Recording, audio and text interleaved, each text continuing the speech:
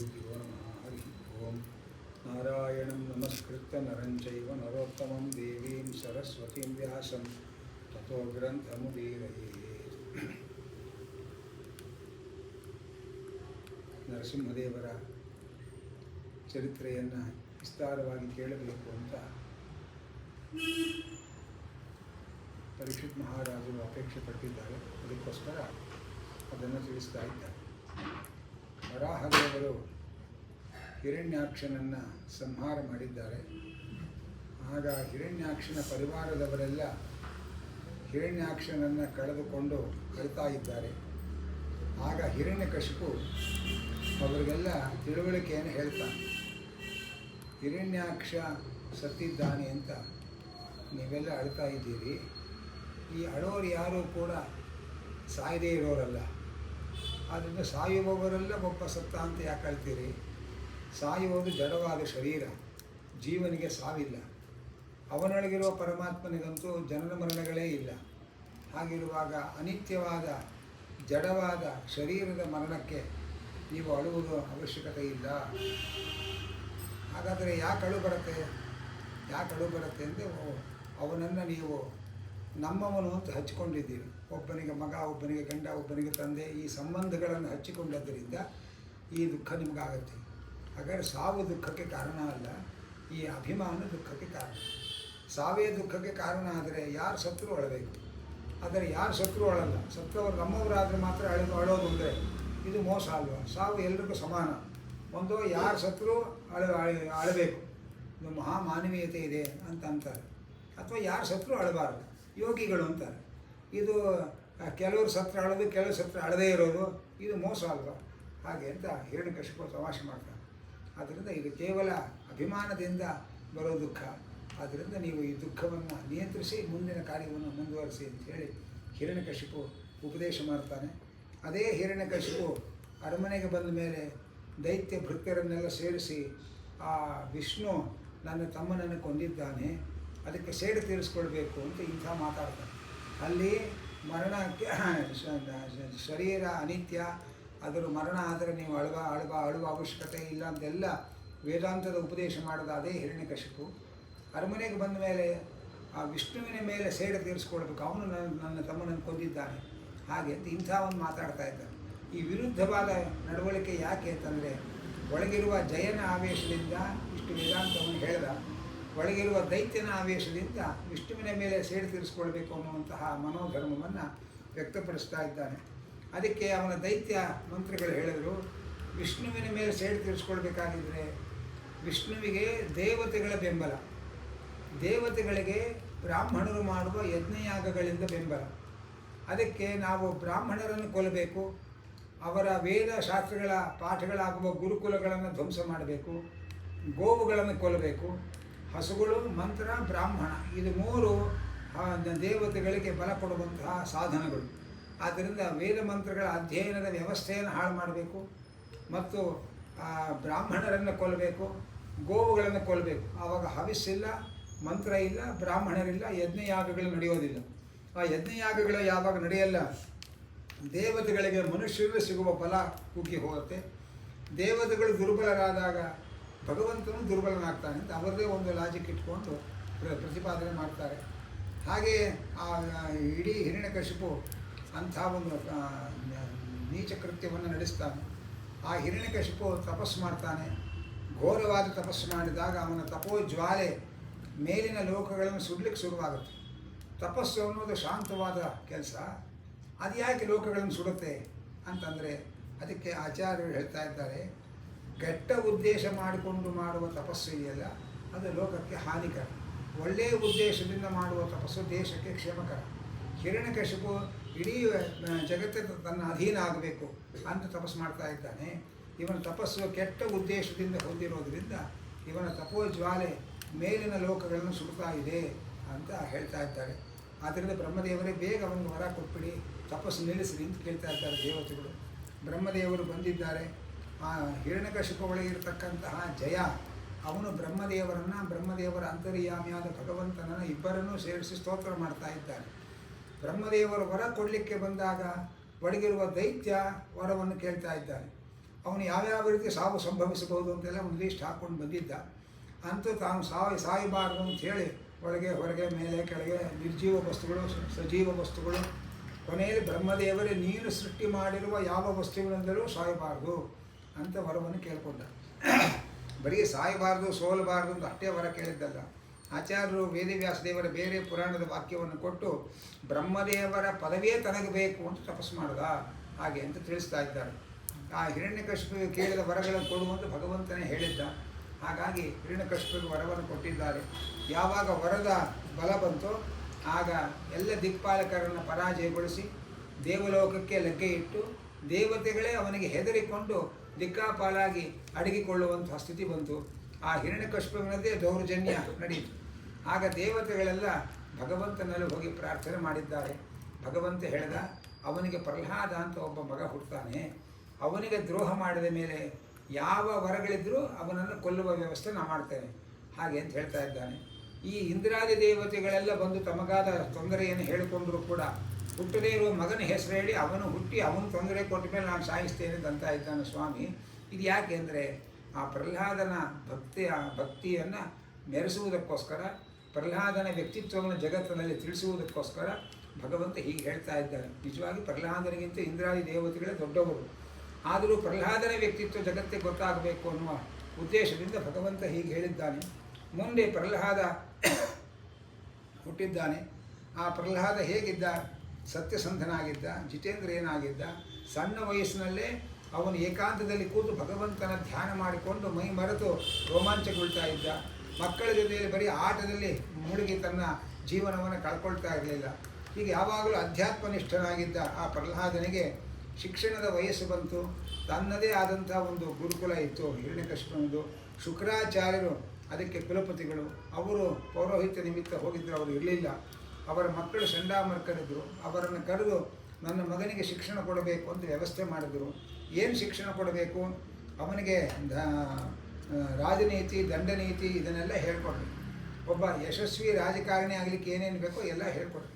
ಆದರೆ ಧರ್ಮದ ಶಿಕ್ಷಣ ಮಾತ್ರ ಕೊಡಬಾರ್ದು. ಇವತ್ತಿನ ಮಂತ್ರಿಗಳು ಸೆಕ್ಯುಲರ್ ಎಜುಕೇಷನ್ ಅಂತಾರೆ. ಅದನ್ನು ಮೊದಲು ಶುರು ಮಾಡಿದವನು ಹಿರಣ್ಯಕಶಿಪು. ಆಮೇಲೆ ಅವನ ಪರಿವಾರದವರು ಮುಂದುವರ್ಸ್ಕೊಂಡು ಹೋಗಿದ್ದಾರೆ. ಹೀಗೆ ಧರ್ಮಾತೀತವಾದ ಶಿಕ್ಷಣ ಕೊಡಬೇಕು ಅನ್ನುವ ಒಂದು ವ್ಯವಸ್ಥೆಯನ್ನು ಚಂಡಾಮರ್ಕರಿಗೆ ಹೇಳಿ ಮಾಡಿಸಿದ್ದಾನೆ. ಆ ಚಂಡಾಮರ್ಕರೇನೋ ಪಾಠ ಮಾಡ್ತಾಯಿದ್ರು. ಆದರೆ ಪ್ರಹ್ಲಾದ ಇವರು ಹೇಳ್ತಾ ಇರೋದೆಲ್ಲ ತಪ್ಪಾಗಿದೆ, ಇವರು ಹೇಳಿದ್ದನ್ನು ನಾನು ಕೇಳಬಾರ್ದು ಅಂತ ಅಂದುಕೊಂಡು ಅವನು ಮನಸ್ಸಿನಲ್ಲಿ ಬೇರೆ ಚಿಂತನೆಯನ್ನು ಮಾಡ್ತಾ ಇದ್ದ. ಒಮ್ಮೆ ಪ್ರಹ್ಲಾದನ ಶೈಕ್ಷಣಿಕ ಪ್ರಗತಿ ಹೇಗಿದೆ ನೋಡಬೇಕು ಅಂತ ಹೇಳಿ ಹಿರಣ್ಯಕಶಿಪು ಕರೆಸಿಕೊಂಡ. ತೊಡೆಯ ಮೇಲೆ ಕೂಡಿಸಿಕೊಂಡು ನೆತ್ತಿ ಮೂಸಿ ಕೆನ್ನೆ ಸವರಿ, ಮಗು ಪ್ರಹ್ಲಾದ, ನೀನು ಏನು ಒಳ್ಳೇದು ಕಲ್ತ್ಕೊಂಡಿದ್ದಿ ಹೇಳಪ್ಪ ಹಾಗೆ ಅಂತ ಅಂದ. ಅಪ್ಪನ ಪ್ರಶ್ನೆಯನ್ನು ಅಂಡರ್ಲೈನ್ ಮಾಡಿಕೊಂಡು ಏನು ಒಳ್ಳೇದು ಕಲ್ತ್ಕೊಂಡಿದ್ದಿ ಅಂತ ಹೇಳ್ತಾ ಇದ್ದಾರೆ. ಚಂಡಾಮರ್ಕಳು ಒಳ್ಳೇದು ಯಾವುದು ಹೇಳ್ಕೊಟ್ಟಿಲ್ಲ. ಆದ್ದರಿಂದ ಇವರು ಹೇಳ್ಕೊಟ್ಟಿದ್ದು ಹೇಳಬಾರ್ದು ಅಂತ ಕನ್ಫರ್ಮ್ ಮಾಡಿಕೊಂಡು ಅವರು ಕಲ್ತ್ಕೊಂಡಿದ್ದು ಹೇಳ್ದ. ಅವನಂದ, ಈ ಪ್ರಪಂಚದಲ್ಲಿ ಏನೇನೋ ಆಕರ್ಷಣೆಗಳು ನಮ್ಮನ್ನು ದಾರಿ ತಪ್ಪಿಸುತ್ತೆ. ಆ ನಮಗೆ ಉದ್ವೇಗವನ್ನು ಹೆಚ್ಚಿಸುವ ವಿಷಯಾಕರ್ಷಣೆಗಳಿಗೆ ಬಲಿಯಾಗದೆ ಸಜ್ಜನರ ಸಹವಾಸ ಮಾಡಿ ಭಗವಂತನನ್ನು ಆಶ್ರಯಿಸಬೇಕು. ಇದು ನಾನು ಕಲಿತ ಒಳ್ಳೆಯ ಸಂಗತಿ ಅಂತ ಅಂದ. ಹಿರಣ್ಯಕಶಿಪುವಿಗೆ ಇದು ಕೇಳಿ ಬಹಳ ಕೋಪ ಬಂತು ಕೂಡ ಮಗುಗೆ ಏನು ಗೊತ್ತಿರುತ್ತೆ? ಯಾರೋ ಹೇಳ್ಕೊಟ್ಟಿದ್ದಾರೆ, ಕಲ್ತ್ಕೊಂಡಿದ್ದಾರೆ. ಹರಿಕಥಾಂಸಾರ ಹೇಳ್ಕೊಟ್ರು ಕಲ್ತ್ಕೊಳ್ಳುತ್ತೆ, ಬಾಬಾ ಬ್ಲಾಕ್ಷಿಪ್ ಹೇಳ್ಕೊಟ್ರು ಕಲ್ತ್ಕೊಳ್ಳುತ್ತೆ. ಹೇಳ್ಕೊಡೋರಿಗೆ ಇದು ಟೇಪ್ ರೆಕಾರ್ಡ್ ಇದ್ದಾಗ ಅದಕ್ಕೇನು ಗೊತ್ತಿರುತ್ತೆ ವಿವೇಕ ಹಾಗೆ ಅಂತ ತಿಳ್ಕೊಂಡು ಚಂಡಾಮರ್ಕರಿಗೆ ಹೇಳಿದ, ಯಾರೋ ನಮ್ಮ ಗುರುಕುಲದಲ್ಲಿ ವೈಷ್ಣವರು ಅಕ್ರಮವಾಗಿ ಪ್ರವೇಶ ಮಾಡಿ ನನ್ನ ಮಗನ ಬ್ರೈನ್ ವಾಶ್ ಮಾಡ್ತಾ ಇದ್ದಾರೆ, ಹುಷಾರು, ಸರಿಯಾಗಿ ಪಾಠ ಮಾಡಿರಿ ಅಂತ ಹೇಳಿ ಕಳಿಸ್ದ. ಅವರಿಗೆ ರಾಜಪುತ್ರ ಅಂತ ವಿಶೇಷ ಶ್ರದ್ಧೆ ವಹಿಸಿ ಪಾಠ ಮಾಡಿದರು. ಅವನು ಒಪ್ಪಿಸ್ತಾನೆ. ರಾಜ ಅವನು ಶಹಬಾಸ್ಗಿರಿ ಕೊಡ್ತಾನೆ ನಮಗೆ ಅಂತೆಲ್ಲ ನಿರೀಕ್ಷೆ ಮಾಡಿದ್ದಂತಹ ಚಂಡಾಮರ್ಕರಿಗೆ ರಾಜನ ಕೈಯಲ್ಲಿ ಬುದ್ಧಿ ಹೇಳಿಸ್ಕೊಂಡು ಬರೋ ಕಾರ್ಯಕ್ರಮ ಆಯಿತು. ಅವ್ರಿಗೂ ಸಿಟ್ಟು ಬಂತು. ದಾರಿಯಲ್ಲಿ ಬರುವಾಗ, ವತ್ಸ ಪ್ರಹ್ಲಾದ ಭದ್ರಂತೆ ಸತ್ಯಂ ಕಥೆಯ ಮಾಮೃಷ, ಮಗು ಪ್ರಹ್ಲಾದ ಸತ್ಯ ಹೇಳು, ಸುಳ್ಳು ಹೇಳಬಾರ್ದು, ನಿನಗೆ ಯಾರು ಹೇಳ್ಕೊಟ್ರು ಇದನ್ನೆಲ್ಲ ಹಾಗೆ ಅಂತ ಕೇಳ್ತಾ ಇದ್ದಾನೆ. ಅದಕ್ಕೆ ಪ್ರಹ್ಲಾದ ಹೇಳಿದ, ಒಂದು ಅಯಸ್ಕಾಂತದ ಬಳಿಗೆ ಹೋದ ಕಬ್ಬಿಣದ ತುಂಡನ್ನು ಹಿಂದಕ್ಕೆ ಕರೆದು ನೀನೇ ಹೋದೆಯೋ ಯಾರಾದರೂ ದಬ್ಬಿದ್ರು ಅಂತ ಕೇಳಿದರೆ ಅದೇನು ಹೇಳಕ್ಕೆ ಸಾಧ್ಯ? ಅಯಸ್ಕಾಂತದ ಆಕರ್ಷಣ ಶಕ್ತಿಗೆ ಅದರ ಹತ್ರ ಹೋಗಿರುತ್ತೆ. ಹಾಗೆ ಅಧ್ಯಾತ್ಮದ ಒಂದು ಸೆಳೆತ ಸಹಜವಾಗಿ ಇರಬೇಕು. ಸಹಜವಾಗಿ ಅಧ್ಯಾತ್ಮದ ಸೆಳೆತ ಇದ್ದರೆ ಮಾತ್ರ ಇದೆಲ್ಲ ಬರೋಕ್ಕೆ ಸಾಧ್ಯವೇ ಹೊರತು ಯಾರಿಗೋ ಬಲವಂತಕ್ಕೆ ನಾವು ಭಗವದ್ಭಕ್ತರಾಗಕ್ಕೆ ಸಾಧ್ಯ ಇಲ್ಲ ಹಾಗೆ ಅಂತ ಪ್ರಹ್ಲಾದ ಉತ್ತರ ಕೊಟ್ಟ. ಅನಂತರ ಮತ್ತೆ ಶ್ರದ್ಧೆಯಿಂದ ಪಾಠ ಮಾಡಿದ್ದಾರೆ. ಇನ್ನೊಮ್ಮೆ ಕರೆಸಿಕೊಂಡ ಹಿರಣ್ಯಕಶಿಪು ಮತ್ತೆ ತೊಡೆಯ ಮೇಲೆ ಕೂರಿಸಿಕೊಂಡು ಕೇಳಿದ. ಈಗ ಪ್ರಶ್ನೆಯನ್ನು ಬದಲಾಯಿಸಿಕೊಂಡ. ಯದಾ ಶಿಕ್ಷತ್ ಗುರುರು ಭವಾನ್, ನಿನ್ನ ಗುರುಗಳಲ್ಲಿ ಏನು ಕಲ್ತಿದ್ಯೋ ಅದನ್ನು ಹೇಳು ಹಾಗೆ ಅಂತ ಕೇಳಿದ. ಪ್ರಹ್ಲಾದ ಇವರನ್ನು ಗುರುಗಳನ್ನು ಕನ್ಸಿಡರೇ ಮಾಡಿರಲಿಲ್ಲ. ಹಾಗಾಗಿ ಅವನ ಗುರುಗಳು ಬೇರೆಯೇ ಇದ್ದರು. ಅವರು ಹೇಳಿಕೊಟ್ಟನ್ನು ಹೇಳ್ತಾ ಇದ್ದಾರೆ. ಶ್ರವಣಂ ಕೀರ್ತನಂ ವಿಷ್ಣೋ ಸ್ಮರಣಂ ಪಾದಸೇವನಂ ಅರ್ಚನಂ ವಂದನಂ ದಾಸ್ಯಂ ಸಖ್ಯಮಾತ್ಮ ನಿವೇದನಂ. ಯಾವ ಗ್ರಂಥವನ್ನು ಅಧ್ಯಯನ ಮಾಡಿದರೆ ನಮಗೆ ಭಗವಂತನಲ್ಲಿ ಭಕ್ತಿ ಹುಟ್ಟತ್ತೆ ಅದನ್ನು ಅಧ್ಯಯನ ಮಾಡೋದು ಉತ್ತಮ. ಆ ಭಕ್ತಿ ಇದೆ ಅಂತ ನಮ್ಗೆ ಗೊತ್ತಾಗೋದು ಹೇಗೆ? ಅದಕ್ಕೆ ಭಕ್ತಿಯ 9 ಲಕ್ಷಣಗಳಿದೆ. ಮೊಟ್ಟ ಮೊದಲು ಶ್ರವಣ, ಭಗವಂತನ ಮಹಿಮೆಯನ್ನು ಶ್ರವಣ ಮಾಡ್ತಾ ಇದ್ದಾರೆ ಅಂತಂದರೆ ಭಕ್ತಿ ಇಲ್ಲದೇ ಇದ್ದವರಿಗೆ ಶ್ರವಣ ಅನ್ನೋದು ಬಹಳ ಹಿಂಸೆ ಆಗುತ್ತೆ. ಹಾಗಾಗಿ ಶ್ರವಣ ಮಾಡ್ತಾ ಇದ್ದಾರೆ ಅಂದರೆ ಅವರಿಗೆ ದೇವರಲ್ಲಿ ಭಕ್ತಿ ಇದೆ ಅಂತ ಅರ್ಥ. ಶ್ರವಣ ಯಾವಾಗ ಆಗುತ್ತೆ? ಹೇಳುವವರು ಬಂದಾಗ ಆಗುತ್ತೆ. ಆ ಹೇಳುವವರು ಬರದೇ ಇದ್ದಾಗ ಕೀರ್ತನ, ನಾವು ಕೇಳಿದ್ದನ್ನು ಇನ್ನೊಬ್ಬರು ಹೇಳ್ತಾ ಕೂತ್ಕೊಳ್ಬೇಕು. ಆ ಭಗವಂತನ ಮಹಿಮೆಯನ್ನು ಕೀರ್ತನ ಮಾಡ್ತಾ ಇದ್ದಾರೆ ಅಂದರೆ ಒಳಗೆ ಭಗವಂತನ ಭಕ್ತಿ ಇದೆ ಅನ್ನೋದಕ್ಕೆ ಅದು ಗುರುತು. ಅನಂತರ ಹೇಳುವವರು ಬಂದಿಲ್ಲ, ಕೇಳುವವರು ಬಂದಿಲ್ಲ, ಆಗ ಸ್ಮರಣ, ನಾವು ಕೇಳಿದ್ದನ್ನು ಮನಸ್ಸಿನಲ್ಲಿ ಮೆಲುಕು ಹಾಕೋದು. ಆ ಭಗವಂತನನ್ನು ಸ್ಮರಣೆ ಮಾಡ್ತಾ ಇದ್ದಾರೆ ಯಾವಾಗಲೂ ಅಂತಂದರೆ ಅವರಿಗೆ ದೇವರಲ್ಲಿ ಭಕ್ತಿ ಇದೆ ಅಂತ ಅರ್ಥ. ಹಾಗೆ ಪಾದ ಸೇವನ, ಭಗವಂತನ ಪಾದ ಸೇವೆ ಮಾಡಬೇಕು. ಭಗವಂತನ ಪಾದ ಸೇವೆ ನಮಗೆ ಸಿಗೋದಿಲ್ಲ. ಭಗವಂತನ ಪಾದ, ಭಕ್ತರ ಪಾದ ಸೇವೆ ಮಾಡಿ ಭಗವಂತನ ಪಾದ ಸೇವೆಯ ಅನುಸಂಧಾನ ಮಾಡಿಕೊಳ್ಬೇಕು. ಅನಂತರ ಅರ್ಚನ, ಪ್ರತಿನಿತ್ಯ ಮನೆಯಲ್ಲಿ ಸಾಲಿಗ್ರಾಮಾದಿ ಪ್ರತಿಮೆಗಳಲ್ಲಿರುವ ಭಗವಂತನನ್ನು ಭಕ್ತಿಯಿಂದ ಅರ್ಚನೆ ಮಾಡಬೇಕು.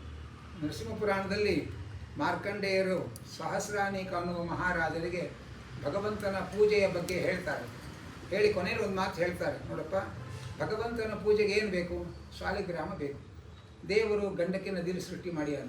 ಚಕ್ರಾಂಕಿತ ಬೇಕು, ದ್ವಾರಕೆಯೊಳಗೆ ಸಮುದ್ರದಲ್ಲಿ ನದಿಯಲ್ಲಿ ಸಿಗುವ ವ್ಯವಸ್ಥೆ ಮಾಡಿದ್ದಾನೆ. ಅಭಿಷೇಕ ಮಾಡೋಕ್ಕೆ ಶಂಖ ಬೇಕು, ಸಮುದ್ರದಲ್ಲಿ ಸೃಷ್ಟಿ ಮಾಡಿದ್ದಾನೆ. ಅಭಿಷೇಕ ಮಾಡೋಕ್ಕೆ ನೀರು ಬೇಕು, ಗಂಗಾದಿ ಪುಣ್ಯ ನದಿಗಳಲ್ಲಿ ಸರೋವರಗಳಲ್ಲಿ ನೀರು ಸೃಷ್ಟಿ ಮಾಡಿದ್ದಾನೆ. ಮತ್ತು ಆ ಮಂತ್ರಗಳು ಬೇಕು, ಬ್ರಹ್ಮದೇವರಿಗೆ ಉಪದೇಶ ಮಾಡಿ ನಮ್ಮ ತನಕ ಆ ಮಂತ್ರಗಳನ್ನು ಉಪದೇಶ ಪರಂಪರೆಯಿಂದ ತಲುಪಿಸುವ ವ್ಯವಸ್ಥೆ ಮಾಡಿದ್ದಾನೆ. ಅಭಿಷೇಕ ಮಾಡೋಕ್ಕೆ ಕೈ ಬೇಕು, ಮಂತ್ರ ಹೇಳೋಕ್ಕೆ ನಾಲಿಗೆ ಬೇಕು, ದೇವರು ಕೊಟ್ಟಿದ್ದಾನೆ ಅದನ್ನು. ಮತ್ತು ದೇವರು ಸಮರ್ಪಣೆ ಮಾಡೋಕ್ಕೆ ಹೂವು ಹಣ್ಣುಗಳು ಪ್ರಕೃತಿಯಲ್ಲಿ ದೇವರು ಸೃಷ್ಟಿ ಮಾಡಿದ್ದಾನೆ. ಹಾಗಾದರೆ ಅವನೇ ಉಪದೇಶ ಮಾಡಿರುವ ಮಂತ್ರವನ್ನು ಅವನು ಕೊಟ್ಟಿರುವ ನಾಲಿಗೆಯಲ್ಲಿ ಉಚ್ಚಾರಣೆ ಮಾಡ್ತಾ, ಅವನೇ ಕೊಟ್ಟಿರುವ ಕೈಯಲ್ಲಿ ಅವನು ಸೃಷ್ಟಿ ಮಾಡಿರುವ ಶಂಖದಲ್ಲಿ ಅವನು ಸೃಷ್ಟಿ ಮಾಡಿರುವ ನೀರು ತುಂಬಿ, ಅವನೇ ಸೃಷ್ಟಿ ಮಾಡಿರುವ ಸಾಲಿಗ್ರಾಮದ ಮೇಲೆ ಅಭಿಷೇಕ ಮಾಡಿ, ಅವನು ಸೃಷ್ಟಿ ಮಾಡಿರ್ತಕ್ಕಂತಹ ಹೂವು ಹಣ್ಣು ಅದನ್ನು ಸಮರ್ಪಣೆ ಮಾಡಿ ಕೃಷ್ಣಾರ್ಪಣ ಅಂತ ಕೈ ಮುಗಿದರೆ ಅವನ ಲೋಕದಲ್ಲಿ ನಮಗೊಂದು ಜಾಗ ಕೊಡ್ತಾರೆ. ನೀನೇನು ತಂದಿದ್ದಿ? ನೀನು ಸಾಲಿಗ್ರಾಮ ಸೃಷ್ಟಿ ಮಾಡಿಲ್ಲ, ಹೂವು ಸೃಷ್ಟಿ ಮಾಡಿಲ್ಲ, ಎಲ್ಲ ಅವನೇ ಸೃಷ್ಟಿ ಮಾಡಿರೋದು. ಇದು ಹೇಗೆ ಅಂತಂದರೆ, ಉದಾಹರಣೆಗೆ ಗೌರಿ ಪೂಜೆಗೆ ಹೆಂಗಸರೇ ಎಲ್ಲ ರೆಡಿ ಮಾಡ್ಕೊಂಡಿರ್ತಾರೆ ಪಾಪ. ಗಣಪತಿ ಪೂಜೆಗೆ ಅವರೇ ಎಲ್ಲ ರೆಡಿ ಮಾಡಿ ಗೆಜ್ಜೆ ವಸ್ತ್ರ ಹಚ್ಚಿ ಎಲ್ಲ ರೆಡಿ ಮಾಡಿ ಇಟ್ಟಿರ್ತಾರೆ. ಇದನ್ನು ತೊಗೊಂಡು ದೇವರ ಗಣಪತಿ ಮೇಲೆ ಹಾಕಿ ನಾನು ಗಣಪತಿ ಪೂಜೆ ಮಾಡಿದಂತ ಊರೆಲ್ಲ ಹೇಳ್ಕೊಂಡ್ಬರ್ತಾನೆ. ಹಾಗೆ ಎಲ್ಲ ಭಗವಂತ ಪೂಜೆಗೆ ಏನೇನು ಬೇಕೋ ಎಲ್ಲ ಅವನೇ ವ್ಯವಸ್ಥೆ ಮಾಡಿದ್ದಾನೆ. ಅವನು ಮಾಡಿರೋ ವ್ಯವಸ್ಥೆಯ ವಸ್ತುಗಳನ್ನು ಅವನ ತಲೆ ಮೇಲೆ ಹಾಕಿ ನಾವು ಕೈ ಮುಗಿಯೋದು ಅಷ್ಟೇ ಕೆಲಸ. ಇನ್ನೊಬ್ಬರ ಮನೆಗೆ ಬಂದು ಅವ್ರ ಮನೆ ಬೆಳ್ಳಿ ತಮಗೆ ಅವರಿಗೆ ಕೊಟ್ಟು ಕೃಷ್ಣಾರ್ಪಣ ಅಂದರೆ ಯಾರು ಸುಮ್ಮನೆ ಕೂತ್ಕೊಳ್ಳಲ್ಲ. ಅದು ಒಬ್ಬ ದೇವರು ಮಾತ್ರ ಅವನಿಗೆ ಕೊಟ್ಟರೆ ಅವನು ಸಂತೋಷ ಪಡುವಂಥ ಭಗವಂತ. ಆದ್ದರಿಂದ ಎಲ್ಲ ಪೂಜಾ ಸಾಮಗ್ರಿಗಳು ಸಿದ್ಧವಾಗಿದೆಯಪ್ಪ, ಒಂದು ಮಾತ್ರ ಬಾಕಿ ಅಂತ ಮಾರ್ಕಂಡೇಯರು ಹೇಳ್ತಾರೆ. ಏನು ಅಂದರೆ ಪೂಜೆ ಮಾಡಬೇಕು, ಮನಸ್ಸು ಮಾಡಬೇಕು. ಇನ್ನೆಲ್ಲ ಈ ಪ್ರಕೃತಿಯಲ್ಲಿ ದೇವರೆಲ್ಲ ಸೃಷ್ಟಿ ಮಾಡಿಬಿಟ್ಟಿದ್ದಾರೆ. ನೀನೇನು ಸೃಷ್ಟಿ ಮಾಡಿ ದೇವರಿಗೆ ಕೊಡಬೇಕಾಗಿಲ್ಲ, ಮನಸ್ಸು ಮಾಡಿ ಪೂಜೆ ಮಾಡಬೇಕು ಹಾಗೆ ಅಂತ ಹೇಳ್ತಾರೆ.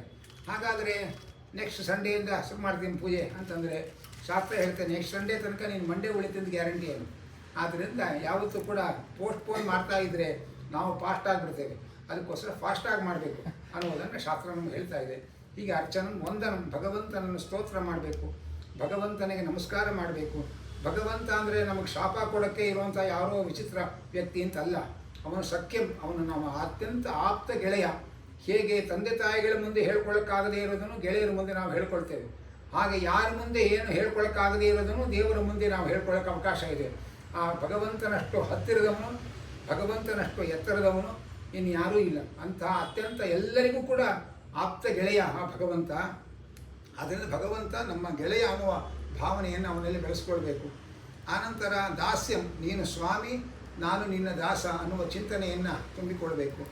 ಆತ್ಮನಿ ವೇದನಂ, ಸಂಸಾರದಲ್ಲಿ ಮೋಕ್ಷದಲ್ಲಿ ಯಾವಾಗಲೂ ನಮಗೆ ಭಗವಂತನೇ ಪ್ರೇರಕ ಎಂಬ ಅನುಸಂಧಾನ ಇಟ್ಕೊಳ್ಬೇಕು. ಈ 9 ಲಕ್ಷಣಗಳುಳ್ಳ ಭಕ್ತಿ ಯಾವ ಗ್ರಂಥದ ಅಧ್ಯಯನದಿಂದ ಬರುತ್ತೋ ತನ್ಮನ್ಯೇ ಅಧೀತ ಉತ್ತಮ, ಅದನ್ನು ಅಧ್ಯಯನ ಮಾಡೋದು ಉತ್ತಮ. ಇದು ನಮ್ಮ ಗುರುಗಳು ಹೇಳಿಕೊಟ್ಟ ಸಂಗತಿ ಅಂತ ಪ್ರಹ್ಲಾದ ಹೇಳಿದ. ಈ ಮಾತು ಕೇಳಿ ಹಿರಣ್ಯಕಶಿಪುವಿನ ತಾಳ್ಮೆ ಕೆಡಿತು. ಅವನಂದ, ನಾಳೆ ಇವನೇ ನನಗೆ ಶತ್ರುವಾಗಿಬಿಡ್ತಾನೆ ಹಾಗೆ ಅಂತ ಅವನಿಗೆ ಭಯ ಹತ್ಕೊಳ್ತು. ಈ ಪ್ರಹ್ಲಾದನನ್ನು ಏನಾದರೂ ಉಪಾಯ ಮಾಡಿ ಸಾಯಿಸಿಬಿಡ್ರಿ ಹಾಗೆ ಅಂತ ಆಜ್ಞೆ ಮಾಡಿದ. ಅಲ್ಲಪ್ಪ, ನಿಮ್ಮ ಮಗ ಹೇಗೆ ಸಾಯಿಸೋದು? ಆ ದಾಕ್ಷಿಣ್ಯ ಬೇಡ. ನಮ್ಮ ದೇಹದಲ್ಲೇ ಬೆಳೆದದ್ದು ದುರ್ಮಾಂಸ, ನಮ್ಮ ದೇಹದಲ್ಲೇ ಬೆಳೆದದ್ದು ಅಂತ ನಾವು ಅದನ್ನು ಪ್ರೀತಿ ಮಾಡಿದ್ರೆ ದೇಹವೇ ಸತ್ತು ಹೋಗುತ್ತೆ. ಆದ್ದರಿಂದ ದೇಹ ರಕ್ಷಣೆಗೆ ನಮ್ಮ ದೇಹದ ದುರ್ಮಾಂಸವನ್ನು ಹೇಗೆ ಕತ್ತರಿಸಿ ಹಾಕ್ತೇವೆ, ಹಾಗೆ ಇವನು ನನ್ನ ಶತ್ರು ಆಗಿದ್ದಾನೆ, ಮುಂದೆ ಇವನೇ ನನಗೆ ಮಾರಕ ಆಗಿಬಿಡ್ತಾನೆ, ಆದ್ದರಿಂದ ಇವನನ್ನು ಈಗಲೇ ಕೊಂದುಬಿಡಿ ಅಂತ ಹೇಳಿ ವ್ಯವಸ್ಥೆ ಮಾಡಿದ್ದಾನೆ. ಆಗ ಎಲ್ಲರೂ ಕೂಡ ನಾನಾ ತರಹದಲ್ಲಿ ಪ್ರಯತ್ನ ಪಟ್ಟಿದ್ದಾರೆ. ಒಂದು ದಿವಸ ಚಂಡಾಮರ್ಕರು ಕೂಡ ತಾವು ಪೌರೋಹಿತ್ಯಕ್ಕೆ ಹೊರಟೋಗಿದ್ದಾರೆ. ಆಗ ದೈತ್ಯ ಬಾಲಕರನ್ನೆಲ್ಲ ಕೂಡಿಸಿಕೊಂಡು ಪ್ರಹ್ಲಾದ ಉಪದೇಶ ಮಾಡ್ತಾ ಇದ್ದಾನೆ. ಎಲ್ಲ ಎಳೆ ವಯಸ್ಸಿನ ಮಕ್ಕಳು, ಇವರನ್ನೆಲ್ಲರೂ ಬೇಡದೇ ಇರೋದನ್ನೆಲ್ಲ ತಲೆಗೆ ತುಂಬಿ ಜೀವನ ಹಾಳು ಮಾಡ್ತಾ ಇದ್ದಾರೆ. ಇವತ್ತು ಒಂದು ದಿವಸ ಆದರೂ ಇವರಿಗೆ ಆತ್ಮೋದ್ಧಾರ ಆಗುವಂತಹ ವಿಚಾರವನ್ನು ಉಪದೇಶ ಮಾಡಬೇಕು ಅಂತ ಪ್ರಹ್ಲಾದ ಯೋಚನೆ ಮಾಡಿದ. ಪ್ರಹ್ಲಾದ ಯೋಚನೆ ಮಾಡಿ ಎಲ್ಲ ಮಕ್ಕಳನ್ನು ಕೂಡಿಸಿಕೊಂಡು ಪ್ರಹ್ಲಾದ ಹೇಳಿದ, ಕ್ರೀಡಾಂಧಾಹ ಮಾ ಪ್ರಮಾದ್ಯಥ. ಸಣ್ಣ ವಯಸ್ಸಿನವರು ನೀವು ಆಟದಲ್ಲಿ ಮೈ ಮರೆತು ಪ್ರಮಾದಕ್ಕೆ ಒಳಗಾಗಬೇಡಿ. ಯಾಕೆಂದರೆ ನಮಗೆ ಜನ್ಮಗಳಿಗೇನು ಕೊರತೆ ಇಲ್ಲ, ಬೇಕಾದಷ್ಟು ಜನ್ಮಗಳು ಬರುತ್ತೆ. ಆದರೆ ಎಲ್ಲ ಜನ್ಮಗಳಲ್ಲಿ ಸಾಧನೆ ಮಾಡ್ಕೊಳ್ಳೋಕ್ಕಾಗಲ್ಲ. ಮನುಷ್ಯ ಜನ್ಮದಲ್ಲಿ ಮಾತ್ರ ಸಾಧನೆ ಮಾಡ್ಕೊಳ್ಳೋಕ್ಕಾಗೋದು. ದುರ್ಲಭಂ ಮಾನುಷಂ ಜನ್ಮ. ಮನುಷ್ಯ ಜನ್ಮ ಸಿಗೋದು ಕಷ್ಟ, ಸಿಕ್ಕಿದರೆ ಉಳಿಯೋದು ಕಷ್ಟ. ಆದ್ದರಿಂದ ಮನುಷ್ಯ ಜನ್ಮ ಸಿಕ್ಕಿದಾಗ ಅದು ಎಷ್ಟು ದಿವಸ ಆರೋಗ್ಯವಾಗಿರುತ್ತೆ ಅಷ್ಟರೊಳಗೆ ನಾವು ಭಾಗವತ ಧರ್ಮವನ್ನು ಅನುಷ್ಠಾನ ಮಾಡಬೇಕು. ಕೌಮಾರ ಆಚರೇತ್ ಪ್ರಾಜ್ಞ ಧರ್ಮಾನ್ ಭಾಗವತಾನಿಹ. ಕುಮಾರ ವಯಸ್ಸಿನಿಂದಲೇ ನೀವು ಭಗವಂತನಿಗೆ ಪ್ರೀತಿಕರವಾದ ಧರ್ಮಗಳನ್ನು ಅನುಷ್ಠಾನ ಮಾಡಿರಿ. ಯಾಕೆಂತಂದರೆ ಮುಂದೆ ನಿಮಗೆ ನಾವು ಪ್ರಹ್ಲಾದ ಹೇಳ್ತಾನೆ, ನಿಮ್ಮ ವಯಸ್ಸಿನ ಮಕ್ಕಳು ಸಾಯುವುದನ್ನು ನೀವು ನೋಡ್ತಾ ಇದ್ದೀರಿ, ನಿಮಗಿಂತ ದೊಡ್ಡವ್ರನ್ನ ಯುವಕರನ್ನು ಸಾಯುವುದು ನೋಡ್ತಾ ಇದ್ದೀರಿ. ಸಾವು ಯಾವಾಗ ಬರುತ್ತೆ ಅಂತ ಗೊತ್ತಿಲ್ಲ. ಅದಕ್ಕೆ ಬರೋಕ್ಕೆ ಮುಂಚೆ ನಾವು ಸಾಧನೆ ಮಾಡಿಕೊಳ್ಬೇಕು. ಅಂಗಳದಲ್ಲಿ ದೀಪ ಹಚ್ಚಿದರೆ ಅದು ಉರಿದರೆ ಆಶ್ಚರ್ಯ, ಆರಿದರೆ ಆಶ್ಚರ್ಯ ಅಲ್ಲ. ಎಲ್ಲ ಕಡೆಯಿಂದ ಗಾಳಿ ಬೀಸ್ತಾ ಇರುತ್ತೆ. ಹಾಗೆ 9 ಬಾಗಿಲು ತೆರೆದ ಪಂಜರದಲ್ಲಿ ಜೀವ ಅನ್ನೋ ಹಕ್ಕಿಯನ್ನು ಭಗವಂತ ಕೂಡಿಸಿದ್ದಾನೆ. ಎಲ್ಲ ಬಾಗಿಲು ಓಪನ್ ಆಗಿದೆ. ಎಷ್ಟು ದಿವಸ ಇರ್ತಾನೆ ಅದು ಆಶ್ಚರ್ಯ, ಹೋದ್ರೆ ಆಶ್ಚರ್ಯ ಅಲ್ಲ. ಎಲ್ಲ ಬಾಗಿಲು ಓಪನ್ ಆಗಿದೆ. ಅಷ್ಟು ನಶ್ವರವಾದದ್ದು ಈ ಜೀವನ. ಆದ್ದರಿಂದ ಮನುಷ್ಯ ಜನ್ಮ ದೊರೆತಾಗ ಎಷ್ಟರವರೆಗೆ ನಮಗೆ ಕೈಕಾಲು ಶಕ್ತಿ ಇರುತ್ತೆ ಅಷ್ಟರೊಳಗೆ ನಾವು ಆಧ್ಯಾತ್ಮದ ಸಾಧನೆ ಮಾಡಿಕೊಳ್ಬೇಕು ಅಂತ ಪ್ರಹ್ಲಾದ ಕೇಳಿದ. ಅದಕ್ಕೆ ಮಕ್ಕಳು ಹೇಳ್ತಾರೆ, ಅಲ್ಲಪ್ಪ ನಿನ್ನ ಮಾತು ಕೇಳ್ಕೊಂಡು ನಾವು ಸಣ್ಣ ವಯಸ್ಸಿಂದ ಮೂಗಿಡ್ಕೊಂಡು ಕೂತ್ಕೊಂಡ್ರೆ ನಾವು ಜೀವನ ಲೈಫ್ ಎಂಜಾಯ್ ಮಾಡಬೇಕು ಅಂತ ಏನೇನೋ ಹೊಸ ಹೊಸ ಶಬ್ದಗಳನ್ನೆಲ್ಲ ಕಲ್ತ್ಕೊಂಡಿರ್ತಾರೆ ಈ ಕಾಲದ ಹುಡುಗರು. ನಾವು ಲೈಫ್ ಎಂಜಾಯ್ ಮಾಡಬೇಕು, ನಾವು ಸುಖವಾಗಿರಬೇಕು ಅಂತ ಆಸೆ. ಯಾವಾಗಲೂ ದೇವರು ಧರ್ಮ ಅಂತಲೇ ಕೂತ್ಕೊಂಡ್ರೆ ನಾವು ಜೀವನದಾಗ ಖುಷಿಯಾಗಿರೋದು ಹೇಗೆ ಅಂತ ಪ್ರಹ್ಲಾದ ಕೇಳ್ತಾರೆ. ಮಕ್ಕಳು ಕೇಳಿದ್ರು. ಅದಕ್ಕೆ ಪ್ರಹ್ಲಾದ ಹೇಳ್ತಾನೆ, ಜೀವನದಲ್ಲೇ ನೀವು ದುಃಖ ಪಡಬೇಕು ಅಂತ ಏನಾದ್ರು ಇಷ್ಟಪಟ್ಟಿದ್ದೀರಾ? ದುಃಖ ಬೇಕು ಅಂತ ಅಪೇಕ್ಷೆ ಪಡ್ತೀರಾ? ಇಲ್ಲ. ಆದರೂ ದುಃಖ ಅನುಭವಿಸ್ತೀರಿ. ದುಃಖ ಅನುಭವಿಸಬೇಕು ಅಂತ ನೀವೇನಾದ್ರು ಪ್ರಯತ್ನ ಮಾಡ್ತೀರಾ? ಇಲ್ಲ. ದುಃಖ ಅನುಭವಿಸಬೇಕು ಅಂತ ಯಾರೂ ಪ್ರಯತ್ನ ಮಾಡಲ್ಲ, ದುಃಖ ಬೇಕು ಅಂತ ಯಾರೂ ಅಪೇಕ್ಷೆ ಪಡಲ್ಲ. ಆದರೂ ನೀವು ದುಃಖವನ್ನು ಅನುಭವಿಸ್ತಾ ಇದ್ದೀರಿ. ಹೇಗೆ ಅನುಭವಿಸ್ತಾ ಇದ್ದೀರಿ? ಪ್ರಾರಬ್ಧ ಕರ್ಮ. ಹಾಗಾದರೆ ಪ್ರಾರಬ್ಧ ಕರ್ಮಕ್ಕೆ ಅನುಗುಣವಾಗಿ ಯಾವ್ಯಾವ ಕಾಲಕ್ಕೆ ಏನೇನು ದುಃಖಗಳನ್ನು ಅನುಭವಿಸಬೇಕೋ ನಾವು ಬಯಸದೇ ಹೋದರೂ ಪ್ರಯತ್ನ ಮಾಡದೇ ಹೋದರೂ ಆ ದುಃಖಗಳು ತಾನಾಗೇ ಬರುತ್ತೆ. ಹೇಗೆ? ಹಾಗೆ ಪ್ರಾರಬ್ಧ ಕರ್ಮದಿಂದ ಸುಖವೂ ಹಾಗೆ ಬರುತ್ತೆ. ಅದು ಯಾವ್ಯಾವ ಕಾಲಕ್ಕೆ ಏನೇನು ಸುಖವನ್ನು ಅನುಭವಿಸಬೇಕು ಅಂತ ನಮ್ಮ ಪ್ರಾರಬ್ಧ ಕರ್ಮದಲ್ಲಿದೆಯೋ ಆ ಪ್ರಕಾರ ಅದನ್ನು ಆ ದೇವರ ಅನುಭವಕ್ಕೆ ತಂದು ಕೊಡ್ತಾನೆ. ಅದಕ್ಕೋಸ್ಕರ ಸುಖವಾಗಿರಬೇಕು ಅಂತೇನೆ ಹೇಳಿ ಎಲ್ಲ ಶಿಸ್ತುಗಳಲ್ಲೂ ನೀವು ದುಡಿತಾ ಕೂತ್ಕೊಂಡು ಮನಃಶಾಂತಿಯೇ ಇಲ್ಲ, ಸಾಧನೆಯೇ ಇಲ್ಲದೆ ಜೀವನ ಹಾಳು ಮಾಡ್ಕೊಳ್ಬೇಡ್ರಿ. ಆದ್ದರಿಂದ ಪ್ರಾರಬ್ಧ ಕರ್ಮಕ್ಕೆ ಅನುಗುಣವಾಗಿ ಸುಖ ಹೇಗೆ ದುಃಖ ಹೇಗೆ ಬರುತ್ತೋ ಸುಖವೂ ಆಯಾ ಕಾಲಕ್ಕೆ ಹಾಗೆ ಬರುತ್ತೆ. ಅದಕ್ಕೋಸ್ಕರವೇ ಜೀವನ ಪೂರ್ತಿ ನೀವು ಪ್ರಯತ್ನ ಪಡ್ತಾ ಕೂತ್ಕೊಂಡ್ರೆ ಆಯಾಸಾಯುರ್ ವ್ಯಯ ಪರಂ. ಆಯುಷ್ಯ ವ್ಯರ್ಥವಾಗುತ್ತೆ, ಬರೀ ಆಯಾಸವಾಗುತ್ತೆ ಹೊರತು ಸುಖ ಅನ್ನೋದು ಸಿಗೋದಿಲ್ಲ. ಹೇಗೆ ಅಂತಂದರೆ ನಮ್ಮ ನೆರಳನ್ನು ಹಿಡಿಬೇಕು ಅಂತ ನಾವು ಎಷ್ಟು ದೂರ ಓಡಿದರೂ ಕೂಡ ಆ ನೆರಳು ಇನ್ನೂ ಮುಂದೆ ಮುಂದೆ ಓಡ್ತಾ ಇರುತ್ತೆ ಹೊರತು ನಮ್ಮ ಕೈಗೆ ಸಿಗಲ್ಲ. ಆ ನೆರಳಿನ ಹಿಂದೆ ಓಡೋದು ಬಿಟ್ಟು ಸೂರ್ಯನಿಗೆ ಮುಖ ಮಾಡಿ ಓಡಿದರೆ ಅದೇ ನೆರಳು ನಮ್ಮ ಹಿಂದೆ ಓಡೋಡಿ ಬರುತ್ತೆ. ಇದೇ ಜೀವನದ ಕ್ರಮ ಅನ್ನೋದನ್ನು ಶಾಸ್ತ್ರ ಹೇಳುತ್ತೆ. ನಾವು ಸಾಂಸಾರಿಕ ಸುಖಗಳು ಬೇಕು ಅಂತ ಅದರ ಬೆನ್ನತ್ತಿ ಹೋದರೆ ಅದು ದೂರ ಓಡಿಸಿ ಓಡಿಸಿ ಆಯಾಸ ಪಡಿಸುತ್ತೆ ಹೊರತು ಯಾವುದು ಕೈಗೆ ಎಟ್ಕೋದಿಲ್ಲ. ಅದರ ಆಸೆ ಬಿಟ್ಟು ದೇವರ ಕಡೆಗೆ ಮುಖ ಮಾಡಿ ತಿರುಗಿದರೆ ಆ ಎಲ್ಲ ಸಂಪತ್ತುಗಳು ತಾನಾಗೇ ನಮ್ಮ ಕಾಲ್ಬುಡಕ್ಕೆ ಬರುತ್ತೆ. ಇದು ನಾವು ಕಲ್ತ್ಕೊಳ್ಬೇಕಾದಂಥ ಸಂಗತಿ. ಹಾಗೆ ಅಂತ ಇದ್ದಾನೆ ಪ್ರಹ್ಲಾದ. ಆಗ ಮಕ್ಕಳು ಕೇಳಿದ್ರು, ನಾವೆಲ್ಲ ನಮಸ್ಕಾರ ಮಾಡಿದರೆ ದೊಡ್ಡವರು ಶತಮಾನಂ ಭವತು ಅಂತ ಆಶೀರ್ವಾದ ಮಾಡ್ತಾರೆ, ನಮ್ಮ 100 ವರ್ಷ ಆಯುಷ್ಯ ಇದೆ, ನಾವಿನ್ನೂ ಚಿಕ್ಕ ಹುಡುಗರು, ಈಗಿಂದ ಯಾಕೆ ನೀವು ದೇವರು ಧರ್ಮ ಅಂತ ನಮ್ಮ ತಲೆ ಕೆಡಿಸ್ತೀವಿ ಅಂತ ಮಕ್ಕಳು ಕೇಳ್ತಾರೆ. ಅದಕ್ಕೆ ಪ್ರಹ್ಲಾದ ಹೇಳಿದ, ನಾವೆಲ್ಲ ಮೋಸ ಹೋದದ್ದೇ ಇಲ್ಲ. 100 ವರ್ಷ ಬದುಕ್ತೇವೆ 100 ವರ್ಷ ಬದುಕ್ತೇವೆ ಅಂತ ಅಂದ್ಕೊಂಡೇ ಮೋಸ ಹೋಗಿದ್ದೇವೆ. 5 ವರ್ಷದ ಪ್ರಹ್ಲಾದ ನಮ್ಮ 100 ವರ್ಷದ ಹಣೆ ಬರಹ ಏನು ಅಂತ ಬಿಡಿಸಿ ಹೇಳ್ತಾನೆ. 100 ವರ್ಷದಲ್ಲಿ 50 ವರ್ಷ ನಾವು ಲೆಕ್ಕಕ್ಕೆ ಇಟ್ಕೊಳ್ಳೋ ಹಾಗೇ ಇಲ್ಲ. ಯಾಕೆಂದರೆ 50 ವರ್ಷ ನಿದ್ರೆಯಲ್ಲಿ ಹೋಗುತ್ತೆ. ಅದು ರಾತ್ರಿ ಮಾತ್ರ ನಿದ್ರೆ ಮಾಡೋ ಲೆಕ್ಕಾಚಾರ. ಪುರಾಣದಲ್ಲಿ ಮುಂದುವರ್ಷ 75 ಆಗ್ಬೋದು, ಅಥವಾ 50 ವರ್ಷ ನಿದ್ರೆಯಲ್ಲೇ ಹೋಗುತ್ತೆ. ಇನ್ನು 50 ವರ್ಷ ತಿಳುವಳಿಕೆ ಇಲ್ಲದೆ ಬಾಲ್ಯದಲ್ಲಿ ಕಳ್ಕೊಂಡ್ಬಿಡ್ತೇವೆ. ಇನ್ನು 20 ವರ್ಷ ತಿಳುವಳಿಕೆ ಇಲ್ಲದೆ ಬಾಲ್ಯದಲ್ಲಿ ಹೋಗುತ್ತೆ. ಇನ್ನು 20 ವರ್ಷ ಕೈಯಲ್ಲಿ ಶಕ್ತಿ ಇಲ್ಲದೆ ಹಾಸಿಗೆ ಮೇಲೆ ಹೋಗುತ್ತೆ. ಮಧ್ಯದಲ್ಲಿ 10 ವರ್ಷ ವಿವೇಕವೇ ಹೊಟ್ಟೋಗಿರುತ್ತೆ, ಸಾಧನೆ ಇಲ್ಲದೆ, ನಿಮಗೆ ಪುರುಸತ್ತೆ ಇಲ್ಲದೆ. ಹಾಗೆ ಅಂತ ಮಕ್ಕಳಿಗೆ ಕೇಳ್ತಾ ಇದ್ದಾನೆ. ಆದರೆ 100 ವರ್ಷ ಇದೆ 100 ವರ್ಷ ಇದೆ ಅಂತ ಅಂದ್ಕೊಂಡು ನೀವು ಸಮಯ ವ್ಯರ್ಥ ಮಾಡಬೇಡಿ. ಈಗಿಂದೀಗಲೇ ನೀವು ಧರ್ಮದಲ್ಲಿ ಶ್ರದ್ಧಾವಂತರಾಗಿ ನಡ್ಕೊಳ್ಳಿ. ಹಾಗೆ ಅಂತ ಪ್ರಹ್ಲಾದ ಮಕ್ಕಳಿಗೆಲ್ಲ ಉಪದೇಶ ಮಾಡ್ತಾ ಇದ್ದಾನೆ. ಆಗ ಮಕ್ಕಳು ಕೇಳ್ತಾರೆ, ಅಲ್ಲ ಆ ಭಗವಂತ ಅವನೆಲ್ಲೋ ವೈಕುಂಠದಲ್ಲಿ ಹೆಡ್ ಆಫೀಸಲ್ಲಿ ಕೂತ್ಕೊಂಡಿದ್ದಾನೆ, ನಾವೆಲ್ಲೋ ಮಲ್ಲೇಶ್ವರ ಹರೇ ಕೃಷ್ಣ ಗೋವಿಂದ ಅಂದರೆ ಅವನು ಕೇಳಿಸುತ್ತೋ ಬಿಡುತ್ತೋ? ಹಾಗೆ ಅಂತಂದರೆ ಅದಕ್ಕೆ ಪ್ರಹ್ಲಾದ ಹೇಳ್ತಾನೆ, ನಹಿ ಅಚ್ಯುತಂ ಪ್ರೇಣಯತಃ ಬಹ್ವಾಯಾಸಃ ಅಸುರಾತ್ಮಜಾಃ. ಭಗವಂತನನ್ನು ಸಂತೋಷಪಡಿಸೋದಕ್ಕೆ ಏನೂ ಆಯಾಸ ಇಲ್ಲ. ಯಾಕೆಂದರೆ ಆತ್ಮತ್ವಾತ್ ಸರ್ವಭೂತಾನಾಂ ಸಿದ್ಧತ್ವಾದಿಹ ಸರ್ವದ. ನಮ್ಮ ಕಣ್ಣೆದುರಿಗಿರತಕ್ಕಂತಹ ಏನೇನು ಪಶು ಪಕ್ಷಿಗಳು ಪ್ರಾಣಿಗಳು ಮನುಷ್ಯರಿದ್ದಾರೆ ಅವರೆಲ್ಲರೊಳಗೂ ದೇವರಿದ್ದಾನೆ. ಅವರೆಲ್ಲರಿಗೆ ಬೇಕಾದ ನಮ್ಮ ಸೇವೆಯನ್ನು ನಾವು ನಡೆಸಿದರೆ ಅದೆಲ್ಲ ಅವರೊಳಗಿರುವ ಭಗವಂತನ ಸೇವೆ. ಅದನ್ನು ಭಗವಂತನನ್ನು ಹುಡುಕಿಕೊಂಡು ಎಲ್ಲಿಗೂ ಹೋಗಬೇಕಾಗಿಲ್ಲ. ಭಗವಂತ ಎಲ್ಲ ಕಡೆ ಇದ್ದಾನೆ, ಎಲ್ಲರೊಳಗಿದ್ದಾನೆ. ಆ ಎಲ್ಲರೊಳಗೆ ಭಗವಂತ ಇದ್ದಾನೆ ಅಂತ ತಿಳ್ಕೊಂಡು ನಾವು ಅವರವರಿಗೆ ಸಲ್ಲಿಸಬೇಕಾದ ಸೇವೆಯನ್ನು ನಾವು ಸಲ್ಲಿಸಿದರೆ ಅದೆಲ್ಲವೂ ಭಗವಂತ ಸ್ವೀಕಾರ ಮಾಡ್ತಾನೆ. ಅದನ್ನು ಇದೇ ಕೃಷ್ಣ ಮುಂದೆ ಉದ್ಧವನಿಗೆ ಏಕಾದಶ ಸ್ಕಂದಲ್ಲಿ ಹೇಳ್ತಾನೆ. ಭಗವಂತನ ಪ್ರತಿಮೆಗಳು ಎರಡು. ಒಂದು ಸಾಲಿಗ್ರಾಮ ಲೋಹದ ಪ್ರತಿಮೆಗಳು, ಇದೆಲ್ಲ ಒಂದು ಪ್ರತಿಮೆ. ಮತ್ತೊಂದು ಎಲ್ಲ ಜೀವರಾಶಿಗಳು ಭಗವಂತನ ಪ್ರತಿಮೆಗಳು. ಭಗವಂತನನ್ನು ಆರಾಧನೆ ಅಂದರೆ ಜೀವರಾಶಿಗಳಲ್ಲಿರುವ ಭಗವಂತನನ್ನು ತಿರಸ್ಕರಿಸಿ ಬರೀ ಪ್ರತಿಮೆಯಲ್ಲಿ ಮಾತ್ರ ಪೂಜೆ ಮಾಡೋದು, ಅದನ್ನು ನಾನು ಸ್ವೀಕಾರ ಮಾಡಲ್ಲ. ಅಲ್ಲೂ ಇರತಕ್ಕ ಭಗವಂತನ ಪೂಜೆ ಮಾಡಬೇಕು, ಇಲ್ಲೂ ಇರುವ ಭಗವಂತನನ್ನು ಪೂಜೆ ಮಾಡಬೇಕು. ಮನೆಯಲ್ಲಿ ಇವತ್ತೆಲ್ಲ ದೇವಸ್ಥಾನಗಳು ಅಂತಂದರೆ ಹತ್ತು ಕಡೆ ನವಗ್ರಹ, ಈ ಕಡೆ ರುದ್ರದೇವರು, ಆ ಕಡೆ ವಿಷ್ಣು, ಎಲ್ಲ ದೇವರನ್ನು ಒಂದು ದೇವಸ್ಥಾನದಲ್ಲಿ ಇಟ್ಟಿರ್ತಾರೆ. ದೇವಸ್ಥಾನ ಸಂಕೀರ್ಣ ಅಂತ ಕರೀತಾರೆ. ಹಾಗೆ ಶಾಸ್ತ್ರ ಹೇಳುತ್ತೆ, ಮನೆಯೇ ಒಂದು ದೇವಸ್ಥಾನ ಸಂಕೀರ್ಣ. ಮನೆಯಲ್ಲಿ ತಂದೆ ತಾಯಿಗಳು ಅಂತ ಒಂದು ದೇವರ ಪ್ರತಿಮೆ ಇದೆ, ಅಣ್ಣ ತಮ್ಮಂದಿರು ಅಕ್ಕ ತಂಗಿಯರು ಅಂತ ದೇವರ ಪ್ರತಿಮೆ ಇದೆ, ಹೆಂಡತಿ ಮಕ್ಕಳು ಅಂತ ದೇವರ ಪ್ರತಿಮೆ ಇದೆ. ಅವರೆಲ್ಲ ದೇವರ ಪ್ರತಿಮೆಗಳು. ಅವರವರಿಗೆ ನಾವು ಸಲ್ಲಿಸಬೇಕಾದ ಸೇವೆಗಳೇನಿದೆ, ಆ ಕರ್ತವ್ಯಗಳು, ಅದನ್ನೆಲ್ಲ ಶ್ರದ್ಧೆಯಿಂದ ಮಾಡಿ ಅವರೊಳಗಿರುವ ದೇವರ ಪ್ರೀತಿಯಾಗಲಿ ಅಂತಂದರೆ ಅದು ಭಗವಂತನ ಪೂಜೆ. ತಂದೆ ತಾಯಿಗಳನ್ನು ಮನೆಯಲ್ಲಿ ತಿರಸ್ಕರಿಸಿ ದೇವಸ್ಥಾನಕ್ಕೆ ಬಂದು ಸುತ್ತ ಹಾಕಿದರೆ ಸುಸ್ತಾಗುತ್ತೆ, ಹೊರತು ಪುಣ್ಯ ಬರೋದಿಲ್ಲ. ಆದ್ದರಿಂದ ಹಾಗೆ ಗಂಡನನ್ನು ಹೆಂಡತಿ ಹಿಂಸೆ ಮಾಡಿ, ಹೆಂಡತಿಯನ್ನು ಗಂಡ ಹಿಂಸೆ ಮಾಡಿ ದೇವಸ್ಥಾನಕ್ಕೆ ಸುತ್ತು ಬಂದರೆ ಪ್ರಯೋಜನ ಇಲ್ಲ. ಅಲ್ಲಲ್ಲಿರುವ ದೇವರನ್ನು ಮೊದಲು ನಾವು ಗುರುತಿಸಿ ಆರಾಧಿಸಬೇಕು. ಸಾಮಾನ್ಯವಾಗಿ ಮನೆಗಳಲ್ಲಿ ಹೆಣ್ಮಕ್ಳು ಹೇಳ್ತಾ ಇರ್ತಾರೆ, ಹೆಚ್ಚು ಗಂಡ ಮಕ್ಕಳು ಅವ್ರನ್ನೆಲ್ಲರಿಗೂ ಊಟ ತಿಂಡಿ ಹಾಕಿ ಆಫೀಸ್ ಕಳಿಸಿದ್ರೆ ಒಂದು ದೊಡ್ಡ ರಗಳೆ ಪರಿಹಾರ ಆಗುತ್ತೆ. ಆಮೇಲೆ ನಮ್ಮ ಪೂಜೆ ಪುನಸ್ಕಾರ ನಾವು ಆರಾಮ ಮಾಡ್ಕೋಬೋದು. ಹಾಗೆ ಅಂತ ಮಾತಾಡ್ತಾ ಇರ್ತಾರೆ. ಶಾಸ್ತ್ರ ಹೇಳುತ್ತೆ, ಇದುವರೆಗೆ ಮಾಡದೇ ಇಲ್ಲ, ಅದೇ ನಿಜವಾದ ಪೂಜೆ. ಈ ಆಮೇಲಿನ ಪೂಜೆ ಪ್ರತಿಮೆ ಪೂಜೆ ಅದು. ಅವರೆಲ್ಲ ಕ್ವಿಕ್ ಆ್ಯಕ್ಷನ್ ಕೊಡೋ ದೇವತೆ ಪ್ರತಿಮೆಗಳು. ಆದ್ದರಿಂದ ಅವರಲ್ಲಿರುವ ದೇವರನ್ನು ಪೂಜೆ ಮಾಡಿ ಕರ್ತವ್ಯ ಮಾಡಿ ಮುಗಿಸಿದರೆ ಆಗ ದೇವರು ಅದರಿಂದ ಬಹಳ ಬೇಗ ಪ್ರಸನ್ನನಾಗ್ತಾನೆ. ಪ್ರತಿಮೆ ಒಳಗಿರೋ ದೇವರು ಕಾಯ್ತಾರೆ ಪಾಪ, ಆ ತೊಂದರೆ ಇಲ್ಲ, ಅರ್ಜೆಂಟ್ ಇರೋಲ್ಲ ಅವರಿಗೆ. ಆದ್ದರಿಂದ ಎರಡೂ ಕಡೆ ಇರುವ ದೇವರನ್ನು ನಾವು ಪೂಜೆ ಮಾಡಬೇಕು ಅನ್ನೋದನ್ನು ಭಗವಂತ ಹೇಳ್ತಾನೆ. ಅದಕ್ಕೇನೆ ಗರುಡ ಪುರಾಣ ಬ್ರಹ್ಮಕಾಂಡದಲ್ಲಿ ನಮ್ಮ ಬಂಧುಗಳಲ್ಲಿರುವ ಭಗವದ್ ರೂಪಗಳ ಲೀಸ್ಟ್ ಹೇಳ್ತಾರೆ. ಯಾರ್ಯಾರ ತಂದೆಯಲ್ಲಿ ಯಾವ ಭಗವದ್ ರೂಪ, ತಾಯಿಯಲ್ಲಿ ಯಾವ ಭಗವದ್ ರೂಪ, ಹೆಂಡತಿ ಮಕ್ಕಳು ಅವು ಎಲ್ಲರಲ್ಲೂ ಇರುವ ಒಂದೊಂದು ಭಗವದ್ ರೂಪಗಳನ್ನು ಹೇಳ್ತಾರೆ. ಹೆಂಡತಿಗೆ ಹೆದರ್ಕೊಂಡೋ ಪ್ರೀತಿಯಿಂದನೋ ಹೂವನೋ ಏನೋ ಸೀರೆಯೋ ಏನೋ ಕೊಡಿಸ್ತೇವೆ. ಅದನ್ನು ಬರೀ ಹೆಂಡತಿ ಕೊಡಿಸ್ತೇನೆ ಅಂತಂದರೆ ಅದು ಸಂಸಾರ ಆಗುತ್ತೆ. ಹೆಂಡತಿ ಒಳಗೆ ಮಾಧವ ಅಂತ ಭಗವಂತನ ರೂಪ ಇದೆ ಅಂತ ಹೇಳ್ತಾರೆ. ಮಾಧವ ಪ್ರೀತಿಯಾಗಲಿ ಅಂತ ಹೆಂಡತಿಗೆ ಏನಾದರೂ ಕೊಡಿಸಿದರೆ ಆ ಹೆಂಡತಿಗೆ ಕೊಡಿಸಿದ್ದು ದೇವರ ಸೇವೆ ಆಗುತ್ತೆ. ಮಕ್ಕಳಲ್ಲಿ ಗೋಪಾಲಕೃಷ್ಣ ಅಂತ ಒಂದು ಭಗವದ್ ರೂಪ ಇದೆ. ಆ ಮಕ್ಕಳಿಗೆ ನಾವು ಸ್ನಾನ ಮಾಡಿಸ್ತೇವೆ, ನೇವೇ ಊಟ ಮಾಡಿಸ್ತೇವೆ, ಆ ಬಟ್ಟೆ ಡ್ರೆಸ್ ಮಾಡಿ ಕಳಿಸ್ತೇವೆ. ಇದೆಲ್ಲ ನನ್ನ ಮಗನಿಗೆ ಮಾಡ್ತಾ ಇದ್ದೇವೆ ಅಂತ ತಿಳ್ಕೊಂಡ್ರೆ ಅದೆಲ್ಲ ಸಂಸಾರ ಆಗುತ್ತೆ. ಇದೆಲ್ಲ ಗೋಪಾಲಕೃಷ್ಣನಿಗೆ ಅಭಿಷೇಕ ಮಾಡ್ತಾ ಇದ್ದೇನೆ, ಗೋಪಾಲಕೃಷ್ಣನಿಗೆ ನೈವೇದ್ಯ ಮಾಡ್ತಾ ಇದ್ದೇನೆ ಅಂತ ಅಂದ್ಕೊಂಡ್ರೆ ಅದು ಭಗವಂತನ ಸೇವೆ ಆಗುತ್ತೆ.